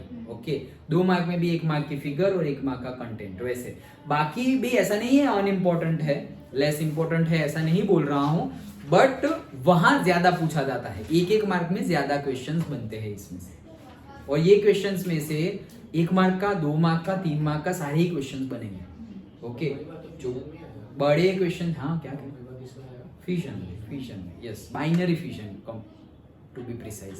Okay, done. चलो तो बात करते हैं सेक्सुअल रिप्रोडक्शन की, जिसमें 2 पार्टनर, पेरेंट चाहिए, एक से काम नहीं होगा। चलो, हाँ, so we are also familiar with the modes of reproduction that depend on the involvement of 2 individuals before a new generation can be created। हमें तो यही पता था, पहले तो यही पता था। ओके, जब ऐसा पता चला सपोज कि रिप्रोडक्शन से न्यू जनरेशन आती है, तो क्या पता था हमें कि भाई यही होगा, सेक्सुअल रिप्रोडक्शन ही होगा। और सेक्सुअल था वो तो हमें तो, मुझे तो नहीं पता था, तुम लोगों को पता था? पता नहीं पता होगा मोस्टली। ओके, सो अब तो पढ़ने में भी बहुत स्टैंडर्ड से आ जाए, मतलब से आई थिंक 5th स्टैंडर्ड से आ जाता है ये सब, 5th और 6th से। ये काव्या को मैंने पहले पढ़ाया था तो उसमें थोड़ा बहुत शायद आया था CBSE में, और सेक्सुअल वो सब मे बी 5th का तो पता नहीं, बट 7th में तो है, 7th में तो है, 7, 8, 9 में तो आ जाता है, बट 7th में आई थिंक मैंने पढ़ा था। 6th और 5th का आई एम नॉट श्योर, 6 में भी है। चलो, सो bulls alone cannot produce new calves। भाई अकेला बैल जो है वो बछेड़ा पैदा नहीं कर सकता, ऐसा बोला है bulls। हाँ, तो काव तो गर्ल है ना, बॉय तो चाहिए ना। बुल का भी काफ होता है और काव का भी काफ होता है। ओके, बॉय और गर्ल मिलके। ओके, सो बुल्स अलोन इसलिए लिखा है कि अकेला बुल काफ को प्रोड्यूस नहीं कर सकता। नॉर कैन हेन्स अलोन, मतलब अकेली हेन भी चिकन को प्रोड्यूस नहीं कर सकती, मुर्गा भी चाहिए, सिर्फ मुर्गी नहीं चलेगी। Okay, can not produce new chicks. Okay, in such a case both sexes, males and females, are needed to produce the new generation। मतलब कि सेक्सुअल, ऑब्वियसली सेक्सुअल रिप्रोडक्शन में दोनों सेक्सेस चाहिए, मतलब कि मेल्स भी चाहिए, दोनों जेंडर चाहिए, दोनों सेक्सेस चाहिए, that is mails and females. Okay, what is the significance of this sexual mode of reproduction? भाई इसकी इंपॉर्टेंस क्या है, क्यों आया ये? कुछ अलग असेक्सुअल जैसा कुछ फाइंड करना था, क्यों आया ये? पता है क्यों आया? क्योंकि ये जो वेरिएशन हो रहा है, डीएनए वेरिएशन, वो इसमें होता है, उसमें नहीं होता। इसीलिए अगर जैसे हमने बोला कि डीएनए वेरिएशन इज गुड, तो अगर कोई चैलेंजिंग और एडवर्स सिचुएशंस आ गई तो सारे के सारे प्लांट्स मर जाएंगे, कोई भी नहीं बचेगा, और सारे के सारे माइक्रो ऑर्गेनिजम्स मर जाएंगे, कोई भी नहीं बचेगा, क्योंकि सबकी कैरेक्टरिस्टिक सेम ही है, कोई वेरिएशन नहीं है पेरेंट्स में, चाइल्ड में, उनके चाइल्ड में, बट ह्यूमंस में है। Understood? So that is the significance.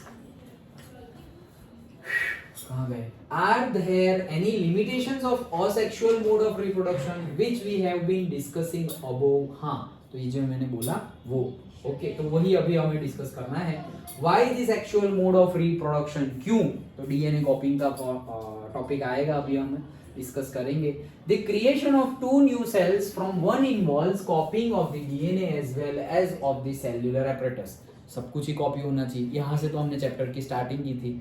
Okay, तो पहले तो डीएनए भी कॉपी होना चाहिए, फिर सिर्फ डीएनए, ऐसे मैंने बताया था कि ऐसे डीएनए बाहर निकल गया और फिर वो साइटोप्लाज्म, न्यूक्लियस और सब कुछ चाहिए उसको, ऐसे तो उसका ग्रोथ होगा नहीं। पहले डीएनए कॉपी, उसके बाद भाई उसको सब कुछ चाहिए, क्रोमोसोम चाहिए, न्यूक्लियस चाहिए, साइटोप्लाज्मा चाहिए, सेल्स चाहिए, पूरा बन गया, अब जाके ब्रेक डाउन हो जाओ लाइक दैट। तो ये सब कुछ चाहिए, सेलुलर एपरेटस भी चाहिए। The DNA copying mechanism as we have noted can not be absolutely accurate, ये तो हमने देखा था, कॉपिंग 100% नहीं होगा। And the resultant errors are a source of variations in populations of organisms, that also we have discussed.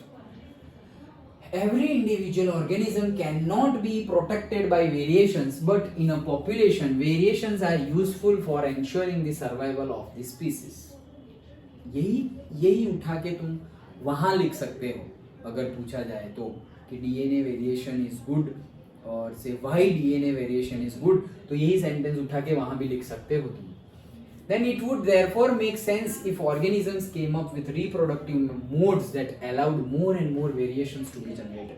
जितने ज्यादा variation हो उतना अच्छा है, ओके, क्योंकि उतनी ज्यादा जनरेशन चेंज होती जाएगी। नई टेक्नोलॉजी देखो, आज के छोटे बच्चे, हम नहीं बोलते फोन कैसा यूज करते हैं, दर दर दर दर दर, कंप्यूटर देखो छोटी एज में। तुम लोग देखो, सपोज तुम 8th 9th में हो, 10th में हो, तुमने एटलीस्ट कंप्यूटर देख लिया, यूज कर लिया, एग्जाम भी दे दी, कितना कुछ तुम्हें पता है भाई। सीपीयू होता है, मदरबोर्ड होता है, माउस होता है।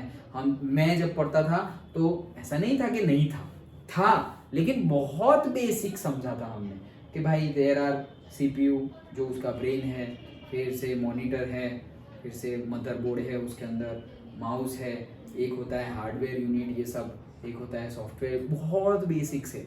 फिर 11th 12th में आके थोड़ा बहुत डिटेल्ड में, वो भी MS DOS और वो सब। और अब तुम लोग MS DOS और वो सब थोड़ी पढ़ते हो, तुम तो डायरेक्टली C++, जावा, पाइथन, कितना कुछ आ गया है, सोचो। ये टेक्नोलॉजी, ऐसा नहीं है कि C+ और से हम जो पढ़े थे DOS और वो सब का यूज नहीं है, और उसके बगैर तो कंप्यूटर चलेगा नहीं। बट टेक्नोलॉजी कि भाई उतना आगे का तुम डेवलप्ड सीख रहे हो, ओके। क्यों? क्योंकि डेवलपमेंट, सभी में डेवलपमेंट हो रहा है। तो देखो कि तुम्हारे अंदर भी कितना डेवलपमेंट हो रहा है। चैलेंजिंग देखो, हमारे टाइम पे 80 के ऊपर परसेंटेज आ जाए ना तो हम पेंडे बांटते थे, ओके, मतलब या वो क्या हो गया, 80 के ऊपर परसेंटेज आ गए। अभी मतलब 85 के अप आए ना, 80 के अप और 80 के अप इंजीनियर, और किसी को डॉक्टर बनना है तो 85 अप परसेंटेज चाहिए। और अब कोई बोले कि भाई 85 अप परसेंटेज आ गए, डॉक्टर बन जाएंगे, ओ भाई हजारों पड़े हुए हैं, 85, हजारों क्या लाखों, ओके।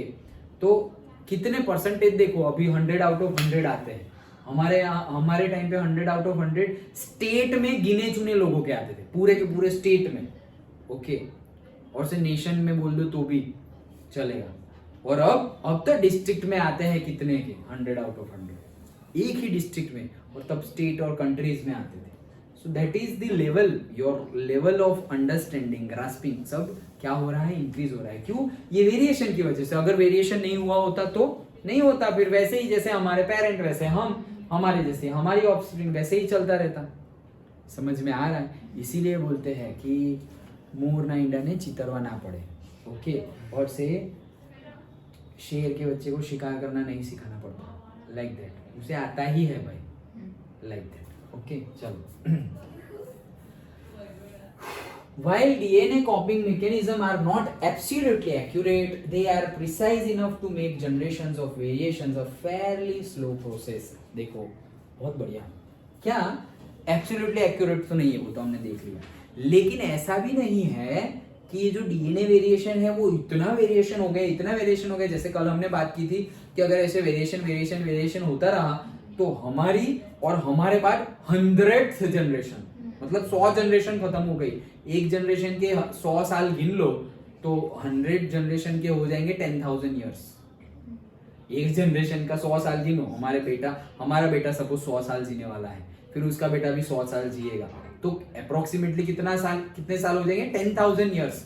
तो हमारी कैरेक्टरिस्टिक्स और 10,000 ईयर्स के बाद जो हमारा ही जनरेशन का लड़का लड़की है, उसके कैरेक्टरिस्टिक्स के बीच में देखोगे तो there is very very very very negligible similarity, 0.00 हमने कल देखा था ना। क्यों? क्योंकि इतना ज्यादा वेरिएशन हो गया। तो सोचो, अगर इतना ज्यादा वेरिएशन 100 जनरेशन की बजाय अगर सेकंड जनरेशन में हो जाए तो, या थर्ड जनरेशन में इतना ज्यादा वेरिएशन हो जाए तो भाई मैं तो, मेरे अंदर तो ये कैरेक्टरिस्टिक, तू पापा जैसा नहीं, मम्मी जैसा नहीं, इतना क्यों, इतना डिफरेंट क्यों, मतलब एकदम डिफरेंट, एकदम। ओके, तो अगर सेकंड थर्ड जनरेशन में ही इतना वेरिएशन आ जाए, देयर इज अ प्रॉब्लमेटिक। फिर पापा जिंदा है, मम्मी है, और तुम कोई अलग ही लेवल के हो भाई, चाइल्ड एकदम अलग, ऐसा सोचो, इतना ज्यादा वेरिएशन। लेकिन नेचर देखो, यहाँ पे नेचर आ जाता है, हमने कुछ नहीं किया, ना कुछ करते हैं, नेचर ने ये प्रोसेस बहुत बहुत बहुत ज्यादा स्लो बनाया हुआ है, इतना ज्यादा स्लो कि जैसे कल हमने बात की थी 98% सपोज सेम और ओनली 2% चेंजेस। ओके, तो इसीलिए लिखा हुआ है a fairly slow process, generation of variation a fairly slow process, मतलब एक फेयर है, जैसे होता है ना फेयर इन द मेला वेला वाला नहीं। ओके, एक फेयर नोट और एक अच्छी नोट, ओके, और से fairly good, okay, like that. जैसे कि तुमने रफ में लिखा है या फेयर में लिखा है, ऐसा नहीं बोलते, लाइक दैट। फेयर मतलब एक अच्छा खासा स्लो प्रोसेस है, तो ये भी अच्छी बात है। चेंज हो रहा है वो भी अच्छी बात है, और चेंज फास्ट नहीं हो रहा है वो भी अच्छी बात है, जितना जरूरी है उतना हो रहा है। ओके, इंपॉर्टेंट है, इसमें इसके ऊपर थोड़ा डिटेल देना चाहिए था सिलेबस में, बट नहीं दिया है, कोई बात नहीं, हम आगे बढ़ते हैं। हाँ, so if the DNA copying mechanism were to be less accurate, many of the resultant DNA copies would not be able to work with cellular apparatus and would die। अगर बहुत कम, देखो ऐसा समझो, चेंजेस स्लो की जगह fast है, और हमने बोल दिया कि पेरेंट के बाद जो चाइल्ड आया वो बहुत ज्यादा वेरिएशन वाला है, तो इतना ज्यादा वेरिएशन तो भाई ऐसा कुछ ना हो कि इसके ऑपोजिट हो जाए, कि कोई एडवर्स सिचुएशन आ जाए, पापा जिंदा रह जाए और बच्चा मर जाए। समझ में आ रहा है? क्योंकि इतना ज्यादा वेरिएशन आ गया है उसमें कि ये सिचुएशन तो पापा भी विथस्टैंड कर सकते थे, अब तू विथस्टैंड नहीं कर सकेगा। क्यों? क्योंकि जो कैरेक्टरिस्टिक्स पेरेंट्स में है वो उसमें है ही नहीं, और बहुत बहुत बहुत कम है। इसका ही ऑपोजिट समझ लो, जो हमने बोला 98 और 2 गिना था, अब समझ लो कि 98% वेरिएशन है और सिर्फ 2% सिमिलैरिटीज है।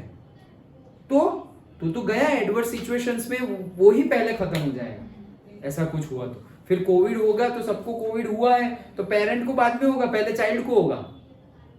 उसकी इम्यूनिटी तो डिफरेंट ही है पेरेंट से, मतलब दोनों, अगर पेरेंट को नहीं हो रहा तो चाइल्ड को हो जाएगा, अगर पेरेंट को हो गया है तो चाइल्ड को नहीं होगा, लाइक दैट। ऑपोजिट ज्यादा हो जाएगा, सिमिलैरिटी कम रहेगी। यहां पर क्या है, सिमिलैरिटीज ज्यादा है और ऑपोजिट नेचर कम है। समझ में आया? ओके, तो वुड डाई लिखा हुआ है। So how can the process of making variants be speeded up? Each new variation is made in a DNA copy that already has variations accumulated from previous generations. Thus, two different individuals in a population would have quite different patterns of accumulated variations. इसीलिए कैसे अभी speed up कैसे कर सकते हैं? ये process बहुत ज्यादा स्लो है। हम एकदम ऑपोजिट तो करना नहीं चाहते, हम एकदम ऑपोजिट तो करना नहीं चाहते हैं। देखो, हमारी एक्सपेक्टेशन क्या है? सबसे पहले हमारी एक्सपेक्टेशन है वेरिएशन हो, ऐसा भी ना हो कि बहुत ज्यादा वेरिएशन और सिमिलैरिटी कम हो जाए, वो हम नहीं चाहते। Similarity should be more and variation will be less, but less in the sense हम 98 और 2 का रेशियो नहीं चाहते, सपोज हम 80-20% रेशियो चाहते हैं, लाइक दैट। ओके, समझ में आ रहा है? तो वो कैसे किया जाए? तो वो बोल रहे हैं कि भाई वो करने की जरूरत नहीं है, ऑटोमेटिकली ही हो जाएगा। क्यों हो जाएगा? क्योंकि एक सपोज बॉय है, हस्बैंड है, और एक गर्ल है, वाइफ है, तो वो लोग का जो वेरिएशन है उनके पेरेंट का, मतलब हस्बैंड के जो पापा मम्मी है उनकी कैरेक्टरिस्टिक्स, और ये जो वाइफ है उनके पापा मम्मी जो है उनकी कैरेक्टरिस्टिक्स, उसमें क्या सिमिलैरिटीज है? क्या कुछ? वो लोग तो कितने अलग अलग है एक दूसरे से। अब वो लोग अलग अलग है, उनकी चाइल्ड और वो चाइल्ड मैरिज कर रहे हैं, तो मेजरली तो वेरिएशन ज्यादा ही होने वाला है। समझ में आ रहा है? मुस्लिम लोग हैं तो हाँ, मैं अभी वही बताने वाला था। ओके, कि particular, not in the sense कि कोई एक पर्टिकुलर कम्युनिटी, ओके, वैसे भी हमारे अंदर भी होता है। ओके, एक पर्टिकुलर कम्युनिटी में, हम साउथ में होता है, आई हैव सीन। ओके कि मैरिजेस, इसीलिए देखो हम क्या बोलते हैं जनरली कास्ट देख के मैरिज करते हैं. ओके, कास्ट देख के मैरिज किया मतलब जनरली हम क्या बोलते हैं, सेम कास्ट हो तो अच्छा है, सेम कास्ट हो तो अच्छा है. मतलब जो पेरेंट्स के वेरिएशन है वो तो सबके ही आने वाले हैं ऑटोमेटिकली, लेकिन सेम कास्ट है मतलब क्या, सिमिलैरिटीज ज़्यादा है और वेरिएशन कम है. लेकिन तुम से डिफरेंट कास्ट में चले गए और डिफरेंट ऑलमोस्ट रिलीजन में चले गए. ओके, हस्बैंड और वाइफ अलग अलग रिलीजन के ही है. सोचो बाहर ही कितना वेरिएशन है, लैंग्वेज का डिफरेंस, खाने पीने का डिफरेंस, कपड़े पहनने का डिफरेंस, मेंटालिटी का डिफरेंस, कितना वेरिएशन तो बाहर है. सोचो अंदर के वेरिएशन कितने होंगे. ये तो बाहर के वेरिएशन है. अगर दो अलग अलग रिलीजन के कपल है तो बाहर ही इतना ज्यादा वेरिएशन है, सोचो अंदर कितना वेरिएशन होगा. ओके, ये जो चाइल्ड होगा अलग अलग पेरेंट्स से आने वाला, उसकी मेंटालिटी सोचो, मतलब वो घूमेगा पूरा उसका दिमाग कि भाई क्या करूं क्या ना करूं, क्योंकि यहाँ पे कोई एक बिलीफ सिस्टम फॉलो हो रही है, यहाँ पे एग्जैक्टली सपोज उसके अलग बिलीफ सिस्टम फॉलो हो रही है कि यहाँ पर भाई तुम्हें नॉनवेज नहीं खाना है और यहाँ पर भाई तुम्हें रोज नॉनवेज खाना है सपोज. ओके, अब सोचो वो कंफ्यूज नहीं होगा तो क्या होगा, खाना है या नहीं खाना है. क्यों, कितने डिफरेंट वैरायटी आ गई है उसकी मेंटालिटी में. तो ये जो हमारे सोचने की पैटर्न है ना, थिंकिंग पैटर्न्स, नहीं बोलते कि it is coming from genetic, genes में से आती है, डीएनए, तो ये भी आता है डीएनए में, ये भी आ जाता है. किसी के पापा बहुत ज्यादा चिंता करते रहते हो ना तो चाइल्ड में भी आ जाएगा चिंता करना, स्ट्रेस लेना. ये कोई गलत बात नहीं है. उनको शायद बस साइंस चेंज कैसे करते हैं वो नहीं पता था.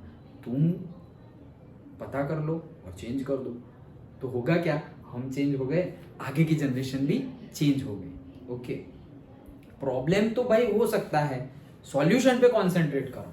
वो प्रॉब्लम को चेंज थोड़ी कर सकते हैं, भाई न्यूमेरिकल नहीं आता है उसका स्टेटमेंट ही चेंज कर दो, वो नहीं होगा. सॉल्व कैसे करना है उस पे ध्यान दो. ओके, सो तो हम बात कर रहे थे वो डिफरेंट कास्ट और डिफरेंट रिलीजन की.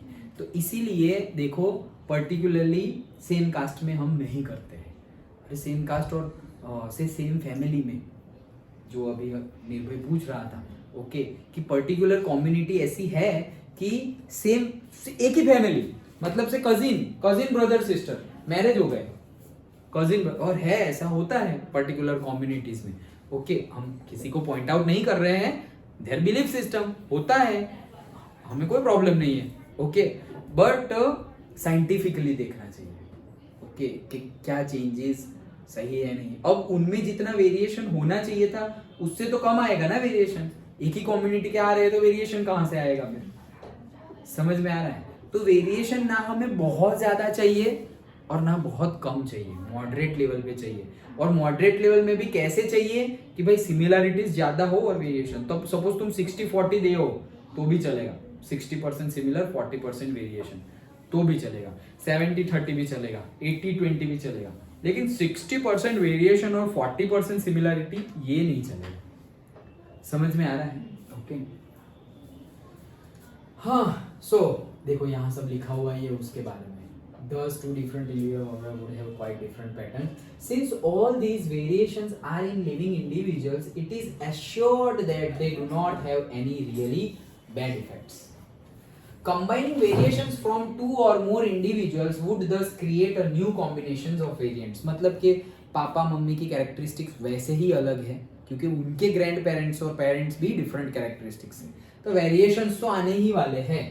Each combinations would be novel, एकदम नॉवेल, अलग ही होगा, मतलब उसके जैसा. इसीलिए देखो कभी भी कोई भी इस, मतलब जस्ट इमेजिन के कितने 700 करोड़, अर्थ की पॉपुलेशन कितनी है 700 करोड़.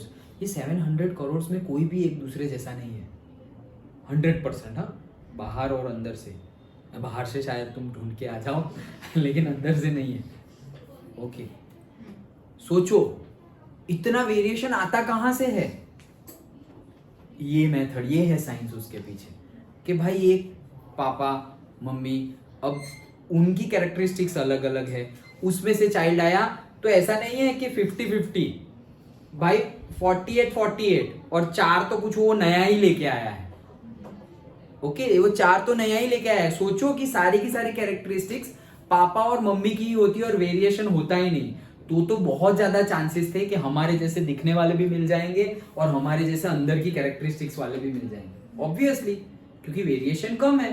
कोई ना कोई ऐसा हो जाएगा कि भाई इसकी इतनी जनरेशन के बाद अरे तुम तो बिल्कुल अपने ग्रैंड पेरेंट्स जैसे दिख रहे हो, तो वो तो होगा ही।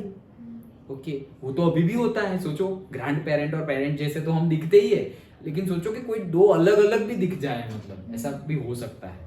नहीं बोलते कि ऐसा बोलते हैं, पता नहीं। ओके, किस हमारे जैसे दुनिया में हमारे जैसे फेस वाले 7 लोग होते हैं, ऐसा बोलते हैं। ओके, और एक तो मैंने देखा है मेरे जैसा, जस्ट अभी 3-4 मंथ पहले, जस्ट 3-4 मंथ पहले, रियली। हाँ, यस, वही। वो मेरा एक स्टूडेंट है, तो उसको मैंने पर्सनल ट्यूशन पढ़ाने जाता था, तो उसने मुझे भेजा और बोला कि सर ये बिल्कुल आपके जैसा लग रहा है। मुझे क्या मजाक है यार, ऐसे मैंने नोटिफिकेशन में क्या मजाक कर रहा है, तो फिर भी स्टूडेंट है तो मुझे लगा कि अच्छा ठीक है, कुछ हो रहा होगा। फिर मैंने ओपन किया, लिटरली मेरे जैसा लग रहा था, लिटरली फेस मेरे जैसा, बोलो। हाँ, बॉडी वो थोड़ा मोटा था, लेकिन साउथ इंडिया का ही है। ओके, आई थिंक तमिलनाडु का है। सो लिटरली मेरे जैसा, बोलो। फेस, हाँ, सिर्फ फेस, बॉडी नहीं। बट मैंने स्टेटस में वो रीपोस्ट किया ना, मेरे फ्रेंड लोग बोल रहे थे कि वो भाई हाँ यार तेरे जैसा ही लग रहा है, लाइक दैट। ओके, शायद मिल जाए तो मैं तुम्हें दिखाऊंगा। बोलो, सिर्फ फेस, हाँ, सिर्फ फेस। थोड़ा वो बंदा मोटा है, तो ऐसे थोड़ा सा फैट ज्यादा है, बट यू कैन रिकॉग्नाइज कि हाँ यार सेम ही है, ऐसे, लाइक दैट। सो सोचो कितना कुछ हो सकता है। चलो, so each combination would be novel, इसीलिए नॉवेल है इसलिए मैं अभी ये सब बता रहा था कि 700 करोड़ ऑफ पीपल है, फिर भी सब लोग अलग अलग है, because of this variety. Since it would involve 2 different individuals, the sexual mode of reproduction incorporates such a process of combining DNA from 2 different individuals during reproductions. Okay, time है ना अपने पास? हाँ. But this create a major difficulty. क्या difficulty है? देखो, if each new generation is to be the combination of the DNA copies from 2 pre-existing individuals, then each new generation will end up having twice the amount of DNA that the previous generations had. Okay, क्या बोल रहे हैं? देखो यहां बताता हूं।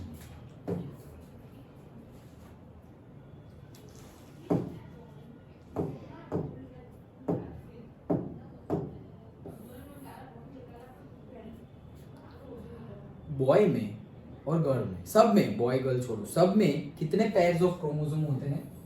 23 pairs. Okay, 23 pairs of chromosomes होते हैं। अब उसके अंदर डीएनए होंगे। सोचो कि 23 यहां से आ गए पेयर्स, हाँ, पेयर्स मतलब टोटल कितने हो गए? 46 हो गए। पेयर मतलब 2, पेयर मतलब कितने? 2। 23 पेयर, जूते के पैर है भाई, ये पैर नहीं। कपल। ओके, पेयरिंग मतलब क्या? कपलिंग। ओके, सो 23 पेयर्स मतलब से 46। तो मेल में से आ गए 46, फीमेल से भी आ गए 46, तो ये तो 92 हो गए। यहां से 46 और यहां से 46, तो दोनों मदर और फादर के मिलके कितने हो गए? 92। तो ये तो ज्यादा हो गए, यही बोल रहे हैं ये लोग। देखो, ये प्रॉब्लम आ गई है। If each new generation is to be combination of the DNA copies from 2 pre-existing, then the each new generation will end up having twice the amount of DNA that the previous generation had. मतलब उसके पापा में है 46, उसकी mummy में है 46, लेकिन उसमें है 92। ये तो प्रॉब्लम हो गया। तो देखो क्या होता है, this is likely to mess up the control of cellular apparatus by the DNA. और इसकी वजह से क्या होगा, डीएनए के पास जो सेल्यूलर एपरेटस है उसमें प्रॉब्लमेटिक सिचुएशंस आ जाएगी। और बॉडी कैन नॉट हैंडल, ये बॉडी जितने के लिए बनी है उतने के लिए, खाना अगर ज्यादा खा लो तो प्रॉब्लम हो जाती है। ओके, तो डीएनए ही सेल ही ज्यादा आ गए हैं बॉडी में, तो क्या हो जाएगा? सो ये नहीं चलेगा, तो प्रॉब्लमेटिक सिचुएशन हो जाएगी. How many ways we can think of for solving this difficulty. तो अब क्या होगा वो बताता हूँ. ये आधे आधे आ गए, मतलब डबल हो गए चाइल्ड में. तो जब फ्यूजन होता है, मतलब स्पर्म आया और से एग आया, ये स्पर्म और एग का फ्यूजन हो गया, मतलब मिल गए वो लोग. अब जो मिल गए वो डेवलप होगा. ओके, उसको बोलते हैं हम एम्ब्रियो. क्या बोलते हैं? एम्ब्रियो. अब इसका एक मैच्योरिटी लेवल आने के बाद वो क्या होगा? सेल डिवीजन प्रोसेस स्टार्ट होगा उसके बाद. तो ये जब सेल डिवीजन प्रोसेस स्टार्ट होगा ना, तब वापस 92 से 46 हो जाएंगे, आधे हो जाएंगे. समझ में आया? हो तो गए, 92 तो आ गए, लेकिन जब ये सेल डिवीजन प्रोसेस हुआ तब वापस कितने हो गए? आधे हो गए, 46. और फिर वो 46 वाला ही ग्रो करते जाता है और चाइल्ड बनता है. ओके, समझ में आ रहा है? देखो फिर से यहाँ पे बताते हैं. We have seen earlier that organisms become more complex, specialization of the tissue increases. मतलब अगर टिश्यू बढ़ गया तो भी कॉम्प्लेक्सिटी बढ़ गई, नंबर ऑफ सेल्स बढ़ गए तो भी कॉम्प्लेक्सिटी बढ़ गई. अरे एक ऑर्गन बढ़ गया तो भी कॉम्प्लेक्सिटी बढ़ गई. देखो तुम कितने केसेस देखोगे, किसी के एक ही हाथ है या किसी के 3-3 हाथ है, किसी के 2-2 हार्ट भी होते हैं. पता है, एक अंदर एक बाहर. ऐसा भी केस मैंने तो देखा है. बाहर, यस, बॉडी के बाहर, यहाँ पे ऐसे एक हार्ट अंदर और एक हार्ट ऐसे बाहर, फॉर्म कौन से में? दोनों. यस, उंगली, हाँ, दैट इज मोस्ट कॉमन. हाँ, दैट इज मोस्ट कॉमन. एक ज्यादा उंगली. ओके, तो लाइक दैट, यस, जॉइन होता है. पैर में भी होती है उंगलियां. ओके, सो वैसे सारी केसेस है. 3 इयर्स ऑल्सो होते हैं, 3 इयर्स. ओके, तो वैसे सारे केस होते हैं. तो देखो ये हेड भी देखे हैं मैंने. यस, और दो हेड. यस, मैंने देखे हैं. हाँ, मतलब एक ही बॉडी, यहाँ तक की बॉडी एक ही है. हाँ, यहाँ तक की बॉडी एक है और यहाँ की बॉडी के बाद 2 हेड है. सोचो, मतलब एक यहाँ पे दिख रहा है और एक बंदा यहाँ पे दिख रहा है. लाइक फिर उनको ऑपरेशन से अलग किया. ये केस था. मतलब नहीं, मतलब 2 है सबका. मुंह है, मुंह पूरा का पूरा. मतलब ऐसा समझो 2 ही बॉडी है. ऐसा समझो 2 ही बॉडी है. लेकिन हम क्यों ऐसा बोल रहे हैं कि 2 मुंह वाला आदमी? क्योंकि ये एक बॉडी है. और सपोज ऐसा समझो हिमांशु यहाँ मेरे आके ऐसे पीछे, वो भी ऐसे खड़ा हो गया है. तो अभी मेरा भी मुंह है और हिमांशु का भी मुंह है, लेकिन बॉडी पूरी एक ही है. ये जॉइन है बॉडी. हार्ट भी है, मेरे पास भी है, उसके पास भी है. सारे ऑर्गन सब दोनों अलग अलग ही है, लेकिन अलग अलग क्या है? जॉइन है. समझ गए? तो उसको ऑपरेशन से अलग किया हुआ है. ऐसे केस आए थे. अरे लेकिन वो 2 थे. एक को उसको वहां जाना हो और मुझे यहाँ जाना हो, तो फिर कैसे जाएंगे अलग अलग? बंदे ही 2 थे, सिर्फ जॉइन थे. ऐसा. चलो, नहीं जुड़ा. हाँ, अच्छा, चलो. हाँ, so one solution that many multicellular organisms have found for the problem mentioned above is to have special lineages of the cells in specialized organs in which only half the number of chromosomes and half the amount of DNA as compared to the non-productive body cells. Half the number of chromosomes and half the number of DNA as compared to the non-productive body cells. Yes. So जो non productive body cells है, मतलब हमारी body में तो सभी type के sales है. हमने टाइप्स ऑफ सेल्स भी पढ़ लिए हैं. तो जैसे ये सेल डिवीजन होता है, तो सारे ही सेल का सेल डिवीजन नहीं होता. सिर्फ जो रिप्रोडक्शन वाले जो सेल्स होते हैं, पर्टिकुलर सेल्स, ओके, जिसको हम से स्पर्म और से एग बोलते हैं, तो उन्हीं के लिए सेल डिवीजन होता है. नहीं तो सोचो कि सबका ही सेल डिवीजन होता तो कैसे हो पाता? फिर प्रॉब्लम, कॉम्प्लेक्सिटी बढ़ जाती. तो इसीलिए लिखा हुआ है नॉन प्रोडक्टिव बॉडी सेल्स. मतलब सपोज मेरे ये हाथ के पास यहाँ पे सेल्स है, सो ये सेल्स रिप्रोडक्शन नहीं कर सकते. हाथ के पास सेल है तो वो सेल्स रिप्रोडक्शन नहीं कर सकते. ये सिर के पास सेल है, वो सेल रिप्रोडक्शन नहीं कर सकते. वो रिप्रोडक्शन के लिए अलग सेल है, तो इसलिए बोला गया है नॉन प्रोडक्टिव सेल्स. ओके, कहाँ गया? हाँ, this is achieved by the process of cell division called meiosis. तो ये सेल डिवीजन प्रोसेस होगा जिसको बोला जाता है meiosis. Thus when these germ cells from 2 individuals combine during this sexual reproduction to form a new individual. It results in the re-establishment of the number of chromosomes and the DNA content in the new generation. मतलब जैसे मैंने बताया कि यहाँ से 46 आ गए, यहाँ से 46 आ गए, 92 बन गए. अब सेल डिवीजन होगा और वो कितने हो जाएंगे? हाफ हो जाएंगे, 46 हो जाएंगे. ओके, और ये सेल डिवीजन प्रोसेस को कौन सी प्रोसेस बोलते हैं? मियोसिस. सर डॉग्स में भी ऐसे ही होता है ये सब. क्या सेल डिवीजन? डॉग्स में आई डोंट नो. वो लोग भी अलग अलग ही दिखते हैं ना सब. मतलब कुत्ते.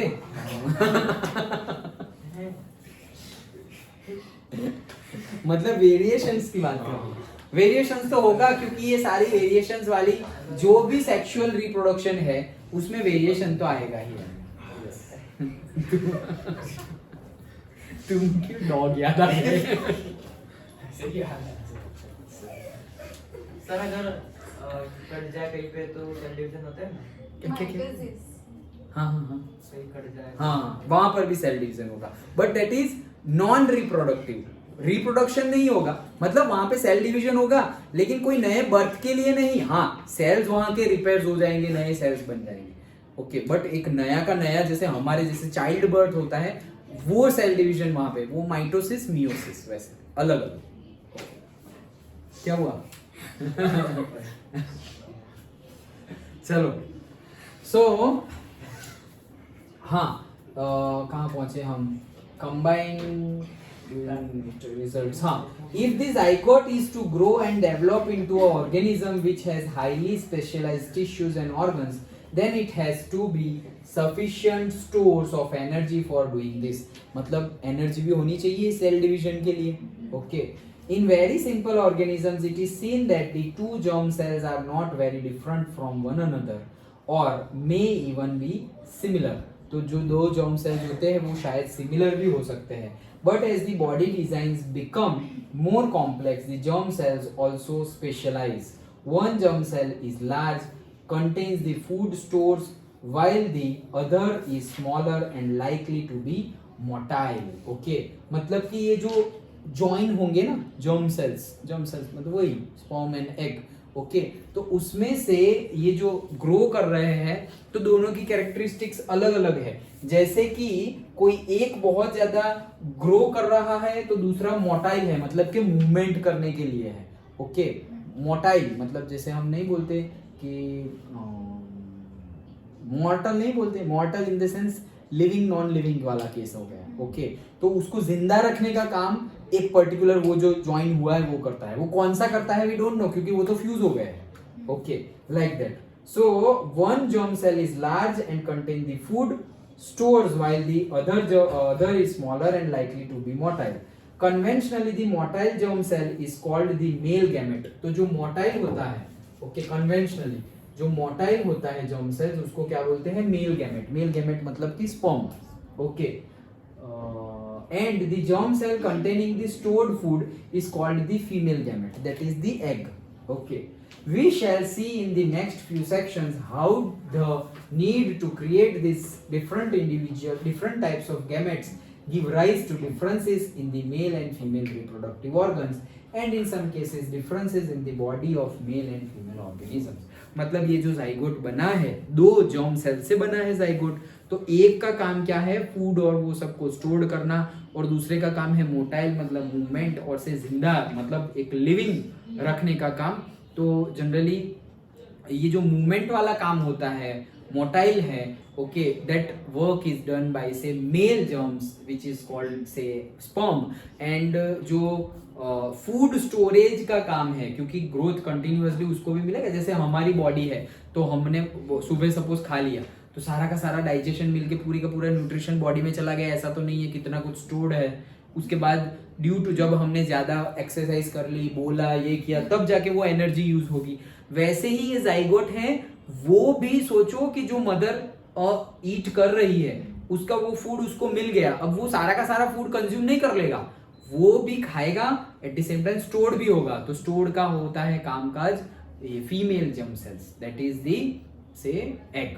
ओके, फिर एक तो पूरा चाइल्ड बन गया. चाइल्ड तो दोनों एक्टिविटी दोनों ही करेगा, लेकिन जब तक वो फ्यूज तो हो गए हैं फिर भी हम बोलते हैं कि एक लार्ज और एक से स्मॉल. Okay, तो large one is for say male germ cell and smaller one is for say female germ cell. समझ में आया? पक्का पता चला? Okay, so आज इतना रखते हैं, बाकी कल देखेंगे. Okay, so कल हम स्टार्ट करेंगे sexual reproduction in flowers और उसके बाद in humans. Done? कल देखेंगे, टाइम आई विल मैसेज.